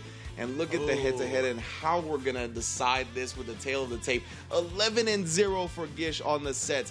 100% win rate. Dany only dropping 1, 12-1, 92% on the win rate. Both of these players are ridiculously strong, and we're going to crown our EVO qualifier, our all-expenses-paid EVO trip to show the skills in Vegas right up coming soon. Yeah, and right now, obviously, the chat is in favor of Silent Gish, has been the favorite the entire tournament, and for good reason. So it's up to Dany to try to take that #1 spot back, as they did fall to the losers bracket. And my, oh my, do we have one hell of a set. And we were able to see the final bracket, and we're going to be able to see the final match now, starting with Cell, the stream that we all know and love, and we're not letting the intros rock, as Gish versus Dany is underway. They're historians, you know. They let the Cell screen play out, and they were like, all right, once the Cell screen was over, the people got what they want, and the must-haves can commence. And I love that extension right there from the side of Dany. That's one of the new combos where Cell gets that air Kamehameha into the super dash. Love to see it, and I love to see this extension here. Has the C assist in the back. Could have killed. I'm not sure why we didn't call it out, but maybe a miss from Dany. Trade after trade. This move was improved in scrambles. Ridge. Both of these players are willing to slug it out right there. A true slobber knocker of a start. Dany gonna be the one coming out on top right now. That's a dead Ginyu with 2-bar spin. And the biggest part of that is there's no Spark and Blast available for Gish anymore. My man wasted the whole stash just like that. Now trying to zone him out with the projectiles. You see Dany utilizing the Android 21, even fishing with the big jump normals, the tail. Yeah, and I love the tempo change here from Dany. You know, went from full steam ahead to we're slow and steady. Trying to slow cook this match as best as we can. Keep it tender, keep it sweet. But right now, the only thing sweet was that Dragon Rush that came out, just connecting excellently. Gonna probably go for the level 3 here? Yes. And how is Gish going to open up Dany here? Does Dany opt to try to go for team preservation and use the Spark? That's what I want to see. You know, we're going to find out. I think Dany is actually going to commit to that, right? It's so important to keep that character advantage. This team is just so heavily able to control the neutral when they have both assists available. So I like that the C assist extension as well, level 3 to follow it up. Get as much damage and get as much control of the game as possible. Control of the game is definitely in the hands of Dany. You know, I'm surprised that raw tag didn't get punished. Dany was waiting, but was not able to get. Whoa! Full screen. Able to sneak behind her that last instance right there from so far away. Dany not expecting Android 17 to somehow cross him up, and unfortunately, that's going to cost him the entire life bar. That was off a DX starter, and Gish built 2 bars. Yeah, you know, just Android 17 things, you know? He needs it. And that's evening up the game right here. Yes, there is a meter lead on the side of Dany, but 2 characters to 2 characters. Gish is happy about that one. Most definitely. And Dany gonna force his way in. Beam game, 6M blocked, and weathered the storm of the assist, but gets opened up afterwards via the Dragon Rush. Dragon Rush does connect, and now you gotta protect your neck because that rolling crush is coming, and the people's elbow is potent. How are you gonna block this mix-up? Oh, is this available? Oh, S on Wake? What? must have thought that the Rolling Crush cross-up was coming. That's the only thing I can think of. That's exactly what it is. The Reflect Guess turned into Ki Blast. Wow. Oh, unfortunately, the guess does not work out, and we're already in the other corner now. Dany continuing to put on a show. Ooh, staying in front, not even bringing out the rolling attack, maybe waiting for it on a clutch moment. Sometimes you got to keep your tricks under wraps. You do not want to represent those options early if you're able to open them up with other options. And now we're going to see what other options Gish has available. Trying to play this neutral excellently. Only 150 seconds left on the clock, so you've got to make something happen soon, but you still have a lot to work with. And this is Gish's time, though. Using that C assist, lots of recovery on it. So it's a 1v1 battle for a little while. You want to make something happen here, but already locked down in the block string, and the staggers opening them up. Yeah, too much. And again, the assist is still locked out. Oh my goodness. The too rolling much. attack, nooch. So good. See Into the this extension time? with the C. Yep. This is where I think the Rolling Crush comes out. Do you take the guess once again, Gish? How are you going to be able to block this one? And it gets opened by the double overhead. Dany with a convincing win in the first game. Gish did slow it down just a bit, but Dany was definitely okay playing it lame, playing it slow. Wow. And I really love that Dany, once again, not bringing out the Rolling Crush mix-up. I definitely think they're saving it for, like, a reset point. Like, it's going to be like that. Not even to get a W, like, trying to reset the whole bracket type mix-up. So be on the lookout for that as we get more and more deeper into the bracket, as we get more and more moments where they're going to have to bring out their tricks, where they're going to have to clutch out these intense games. But a great start for Dany, right? Gish was looking undefeatable, had only dropped one match, let alone 0 sets so far, and already striking them down. Yeah, getting struck down, and that's the second game that Gish has lost in this entire bracket. And if anybody was going to do it, it was going to be Dany, the previous champ for 2021. So Dany wants to go to that offline opportunity, get everything paid for. All expenses trip on the line right here, and Gish only has to win 3. Only has to win 3. Yeah, on the other hand, Dany has to win 3 just to get a chance at that first place prize. So we'll see if Gish figured out anything in that first game. Again, these players had not played up until Grand Finals, so no intel beforehand in this bracket. Yeah, hopefully the processing power is there on the side of Gish to really equalize this lead that has now been established by Dany, and it's looking like we are processing just fine. The internal fans are stopping the heat, and it's all kitchen. It's all kitchen as Gish is serving this dish of pain. That should be a dead. No, didn't have enough until the option level 3. That was close. Triple level 1 still wouldn't have been enough, so this goes with the hard knockdown at 17, and Dany recognizing how important that cell has been, using the spark to keep him alive.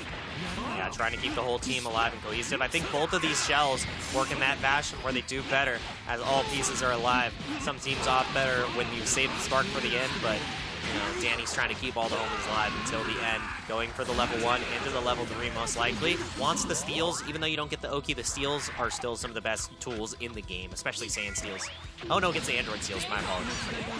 Still nonetheless, you could also let loose that big EX Fireball with all the skills, but might not get a chance to do it. Instead, crossed up with a beam and Android 17 with the Hell Vanish. Yeah, so much damage into the extension. Gets the meaty with the Goldo. You can't escape. Yeah. Goldo covering every angle that Ginyu wants him to. That's a true homie right there. Purple stuff into the ghost. That's real East Coast. Can you imagine if Goldo was actually strong with the telekinetic powers? My man can stop time. He's just whack. Imagine. You get that power to Jiren, it's over. Actually, no. We have a purple character that can stop time, and he still got washed. His name's Hit. Oh, that's a real rough. That's actually so rough. Either way, though, Gish is looking super strong in this game, too. Bouncing back like the champion that he is. Dany, 4.5 bars to the name, but still, a whole lot of hits are going to be necessary. And it's not just 3v1, it's like 7v1, dog. The whole force is here. And right now, slowing down the force, trying to get as much pressure as possible. Look at the starter! Why does it do so much? Nah, that's ridiculous. Bro! Break, that's all that's necessary here. Not even sparking to increase that damage. That was off of EX Beyblade, and it goes 2,000 miles per hour. What do you mean? Oh, but Gish calling out the jump S setup, waking up with the super dash to go straight through the Ki Blast.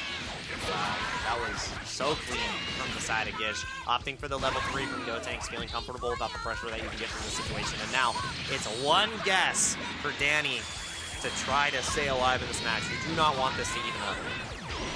Most definitely, right? Oh my god, he did it again! Get as much momentum as possible, tag it on a little bit more damage with the Scream Beam. Oh, happy birthday! 17, I thought it was actually going to connect, and so did Gish, so he stopped blocking for a second. Tags in the 17, not able to get the full confirm though. You have to be okay. Plus frames here, same side. Super dash does not connect. dany cannot make any mistakes for trying to stay alive.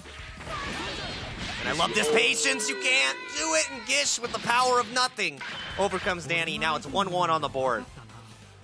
Once again, calling out that key blast with a super dash. We saw it on the wake up. We saw it in the neutral. Definitely well aware of how Gotenks wants to approach, right? It's got a great angle on that upwards key blast. So it's a lot of the time one of the tools that Gotenks players fall back on. And right there, we just got it exposed twice in a row. Gish looking good on the bounce back. Yeah, even though it was a great angle, you know, our boy Gish had the right angle to approach the Gotenks and punish excellently as we've evened up the score here. 2 more to go. Traditional first to 2 that we have in this set now. And Gish wants to close this out quickly because, as we've seen before, dany is a player that can utilize momentum in such a strong fashion that if you get the reset, not only is it demoralizing, puts your opponent in a better position. And actually, we've changed something on the side of dany's team. There's only one C assist now. We are opting to utilize the full neutral assist. The A assist on 21 is one of the most popular assists to use from most players who play her. So I'm going to be excited to see how this deals with the team that we're seeing presented from Gish. And the beam property does deal with a lot of the pressure that Ginyu wants to provide and Gotenks.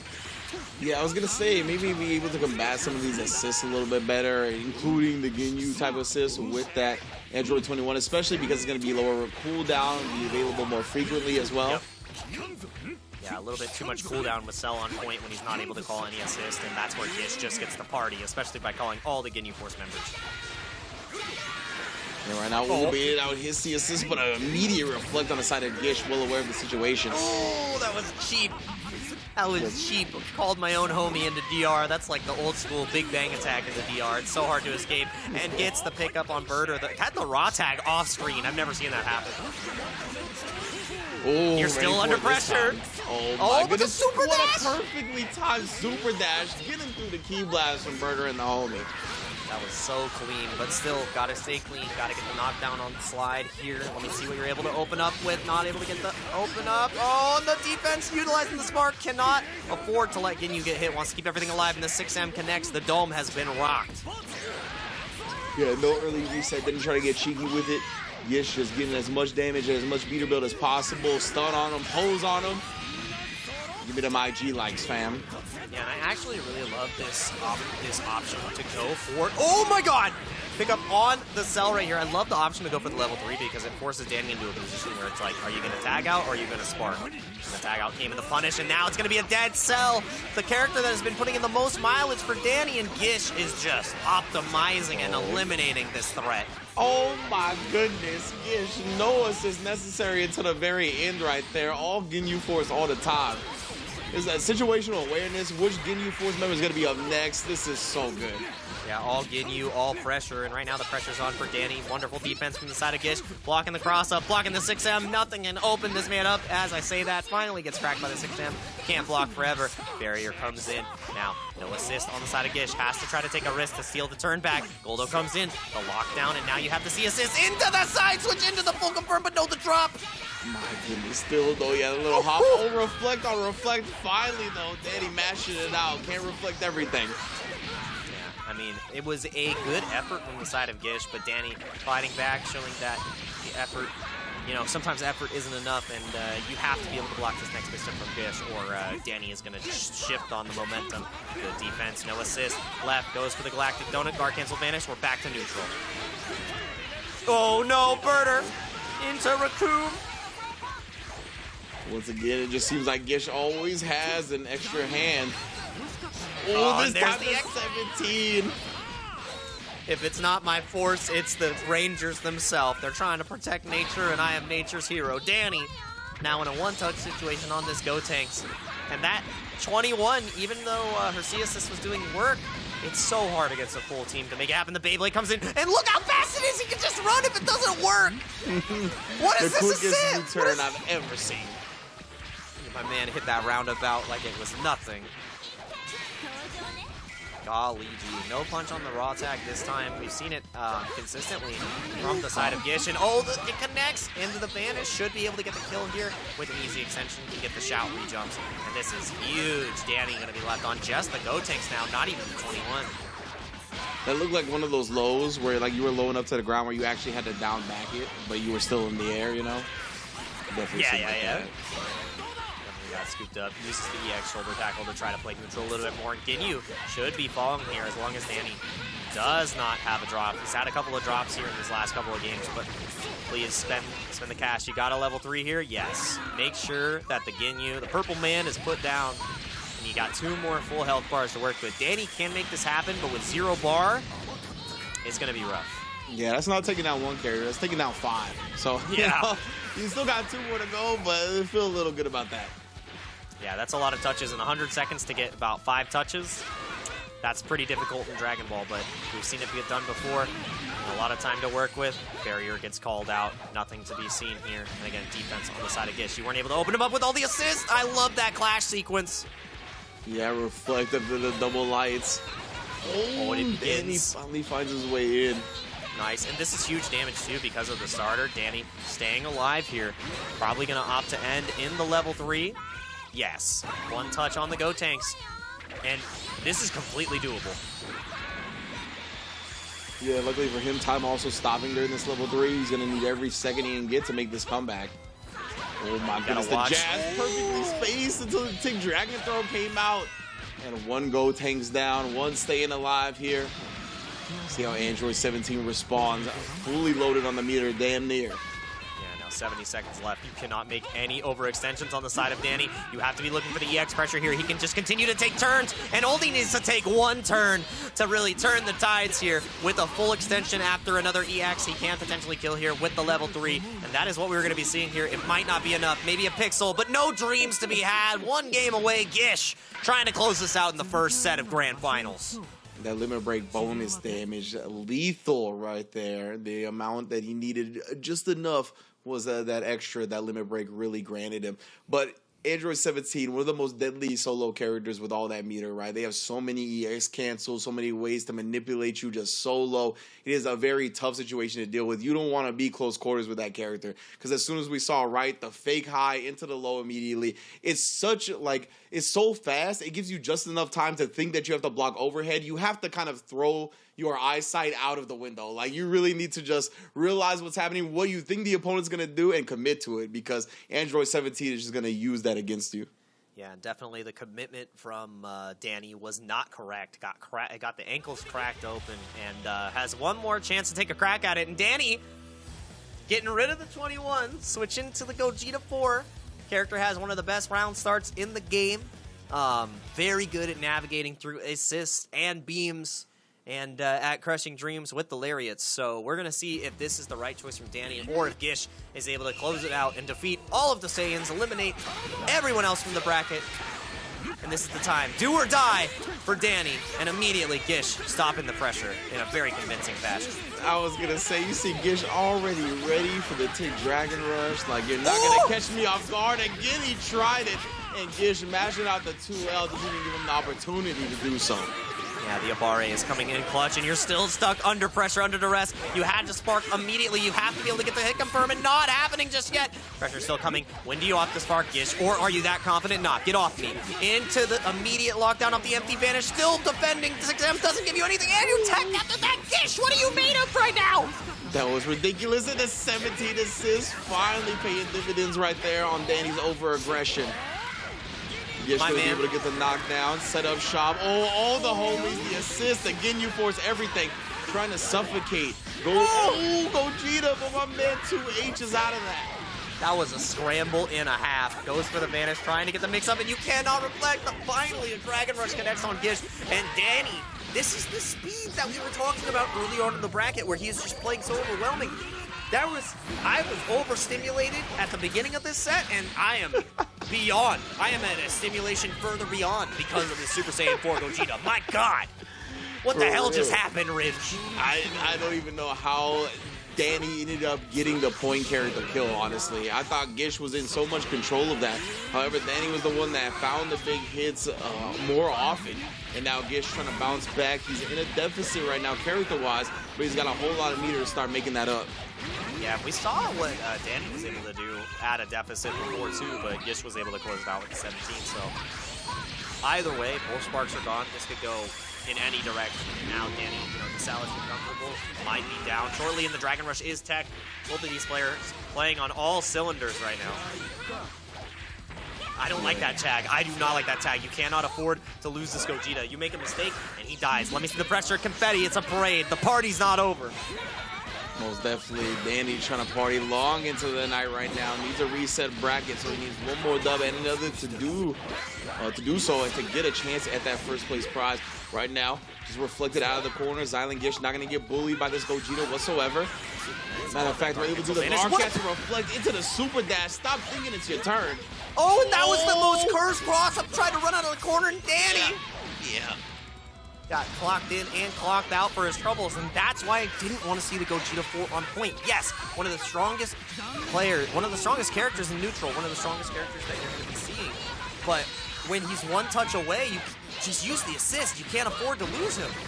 You can see dany still unafraid to super dash raw in the neutral like that. Got him another hit here. See if Gish is going to start plotting on a 2H. Trying to see dany's greatest hits once again to play even more. Oh, he's so fast! He's so fast! That was such good coverage on both ends right there. As soon as he recovered from the Beyblade, the 17 was there, but dany was ready with the checkmate on the cell to just kind of clear the screen. Yeah, the screen has been cleared. All right, it's a Friday at 5 p.m. Street sweepings happen, so we got to make sure to clean up the streets. And also another switch that we're seeing here, it's no longer dany on the cell A. The cell B is there, and maybe that's been making a lot of difference. Super dash into assist is definitely a good tool, and dany overextending with the super dash. Gish has already showed the patience of gluing his feet to the floor, and now you got to deal with damage even more. Almost 50%, nah, more than 50% dealt out. Yeah, look at that, all because, the super dash, and then this time, notice that Gish was in the air, right? A lot more difficult to counter the super dash from there. You got to be super on point with your jump light timing. And on point with the Dragon Rushes, Gish continues to fight back. Good trade right there. Understanding that, block 6M isn't going to give you all the opportunity in the world. Trying to chase down, but these air normals continue to stuff the movement. Empty vanish. No, you cannot reflect on the guard on the Dragon Rush. And now, not going to be able to kill here unless there's an extension. But no, this is when we would want to see the Rolling Crush mix-up. This is the game. What's it going to be? Which side? Oh, finally gets the overhead. And dany, feeling the pressure right back against the wall, knows he needs to stay alive right here, finally pulls it out. Finally going for the cross-up. After not representing it the entire set, knew that it was time to pull it out. We only have 70 seconds. Once again, these games have been going to the wire every time, and when it goes to the wire and the pressure's on, you start being incapable of protecting the Dragon Rushes. One more mix-up, runs it straight to the corner. You have to hold all that good defense. Nice. Reflect. It's not a real string, and I already knew. No assist. It's a 1-versus-1 right now. And the EX punch is not able to get confirmed. Could have canceled into Beyblade, but nothing. That would have been a lot of damage, too. We've seen that starter before. Trying to drop elbows on him. Oh, the C assist after the vanish. Classic stuff from dany. It's going to be a lot of scaling, but not enough to prevent the kill. 1-1, and we're going to a Game 5 in our first set. Game 5 of the first set of Grand Finals. Are we going to be able to see a reset from the previous champ, dany, or is Gish going to be able to close this out? It's so close. It could go either way, and both of these players are adapting in such an excellent fashion. And the thing I love from the side of dany is being willing to pull out these extra characters, change up the entire playstyle to really try and overwhelm Gish, because Ginyu needs space. Ginyu needs that, he needs to alleviate the pressure in neutral to get his game plan going. And who's really good at, putting the pressure on full screen and neutral with his big old buttons and his long red hair? You guessed it right. Gogeta 4. Yeah, most definitely. I love the adjustments with that, and you highlighted the cell B assist as well. That's another assist that just kind of is a horizontal moving special, right? He's really trying to occupy as much space in the neutral as possible to not let Gish run roughshot with just calling Ginyu all the time, calling 17 all the time. We've already seen the cell B assist kind of snuff out that cell or that 17 follow-up, so he's been kind of using that as a counter call as well. This has been high-level adjustments on both sides, and we'll see if dany can ride this to a reset. Yeah, trying to ride the lightning as best as he possibly can, and the tension is high as this final game of the first set begins, and we are both moving at the speed of sound. Good challenge from Gish, able to get a hit, no confirm. And this is where it begins. Ginyu force rules, get the whole party started. Birder is available, not able to get the confirm. My man is still flying fastest in the universe, but a little bit faster is the side of Gogeta, and great punish backdash on the command grab. Definitely could have got scooped if it was a 5H, but it does not matter because there is nothing heavier than this pressure on dany right now. You make one more mistake and you might just lose an opportunity to go to Evo, a full trip, and it is looking like you're getting tripped up in the corner. Ginyu force. That 17 assist extension, giving him the full combo right there. Oh no! Oh, the DP, he somehow gets a raw tag out of it. Then he gets some breathing room finally. Vanish on Vanish, still stuck in the corner, and gets opened up with the attack on the Dragon Rush afterwards. Should have just taken the hit. You're just deserved. Same side for the mix-up. How are you going to get opened up here? Calls the Ginyu Force, the entire squad. Trade on trade, but I have bigger normals than you sell. My man, they were both playing so fast in this opening gambit on round 5, game 5. Now we got the level 3 knockdown, hard style. dany, no sparking to escape this corner either. And no reactions for the Dragon Rush. The mental stack was too much and it all falls down. Yeah, everything's coming tumbling down right now on the side of dany. Gish wants to close this out before a reset. Not even bleeding, not even sweating. CS his starter, and with how much bar he's gonna build on this extension, you might not even get to start to play the Red Monkey again because he is getting sent to the grave. Ginyu into the ghost, and the ghost of Christmas past is trying to take that gift straight to Vegas, baby. Gish, one character away. Gotenks used to be a very powerful angle character, still pretty decent, but without that Ghost Oki, it's going to take a lot more work. The EX starters with that limit break does a lot of damage, especially with this level 3 to cap it off, but we still have a Mount Everest amount of obstacles to climb. There's a lot of bodies on this path, and he's trying to make Gish one of them as well. Ice cold, under pressure. That's what we need to see from dany. But Gish is the one who's handling all the pressure well. Dragon Rush can't connect. And again, calling the Ginyu assist, calling in the force, and the 2H. You cannot approach haphazardly from the skies. That should keep the bananas. The stand is ready, and you have to make one final stand against this Oki. Half the bar is available. Are you going to be able to do this mix-up? No, the empty jump low. Not going to be able to kill here unless he goes for the most optimal extension. Can't build a bar just yet, but the active switch into Ginyu, into the call. Birder can't help me, but he almost does. He clashes with the Birder, staying alive. dany. What? I That was cannot sick. believe he dodged Birder right there. That was ridiculous. Puts him back into the corner. Ghost up again. Shout out Styles P. How are we going to get out of this? Oh, it doesn't wait for it. I thought the 2H was going to be there. It's not real enough, and again, one-touch situation. Anything will do it, and the super dash to finish it off. Gish wins the FGC Arcade Summer Community Series North America Dragon Ball FighterZ Tournament. Calls in the entire pose. This is my special force, and you were not ready. That was a force to be reckoned with, man. Gish, Mr. Silent with the violence. From a jump, we talked about Gish being one of the most threatening participants in the bracket. Showed out with every single character. I'm glad that he ended up posing on his opponent with Ginyu, because when we started, we saw a brief flash of the Ginyu brilliance, but it got taken down in that opening winners bracket setting. We saw how adept he was at his whole team, that it wasn't just going to be the Ginyu shenanigans that brought him the dub, but I'm glad it was the solid Ginyu play at the end that closed it out, because that's what made me a fan of him. But let's take a look back at the grand finals. Very intense, the closest set we've had all day.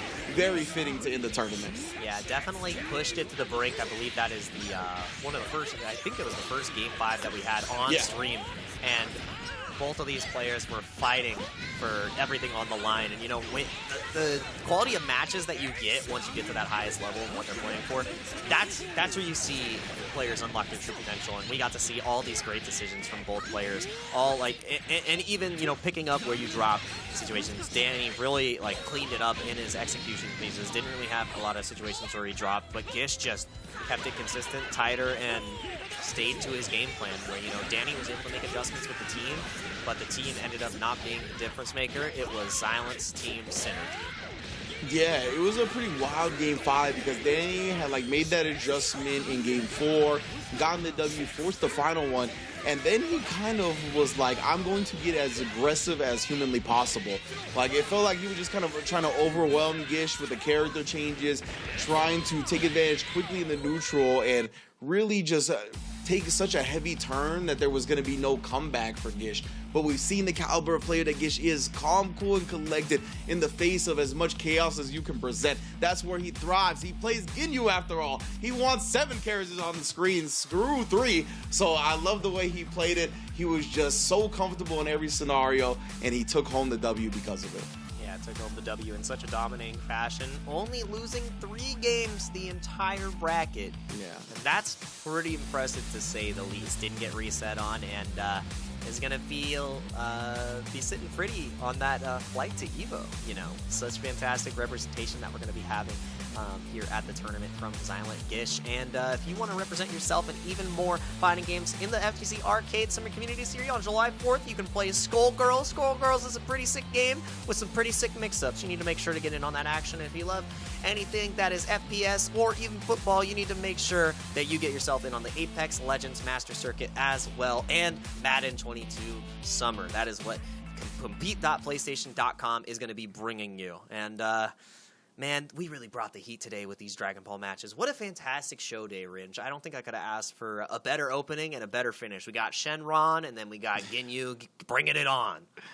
Exactly right. So if you want to be a part of this in the future, you can go to compete.playstation.com to do so. You saw that July 14th Skullgirls schedule. I believe that is the final game in the FGC Arcade Summer Community Series because Evo's around the corner, baby. So we are going to crown our last champion, get that all expenses paid trip. And if you are not going to be a part of that, you can also enter the code FGC Arcade for $25 off over at evo.gg to make sure you get a little bit back on your registration, because $25 in Vegas goes a long way. Trust me, you're definitely going to want to take advantage of this when it's up. And we only have one more event to go to, that's Skullgirls. So make sure you finalize all your Evo plans because it is around the corner and you're not going to want to miss the biggest stage possible to show off the fighting game genre. Yeah, what a fantastic stage that these players are qualifying to. And congratulations once again to all the competitors that we had to watch today. Once again, if you want to see more of us, you can follow us at our Twitters, Jake, Ryan, and Ringe. Catch some of the best streams in the business from my boy on the right here. Absolutely love to see this guy on stream. National treasure in the FGC, and I hope you treasured all the memories we created today. Thank you so much for watching. We're going to see you next time, and stay classy.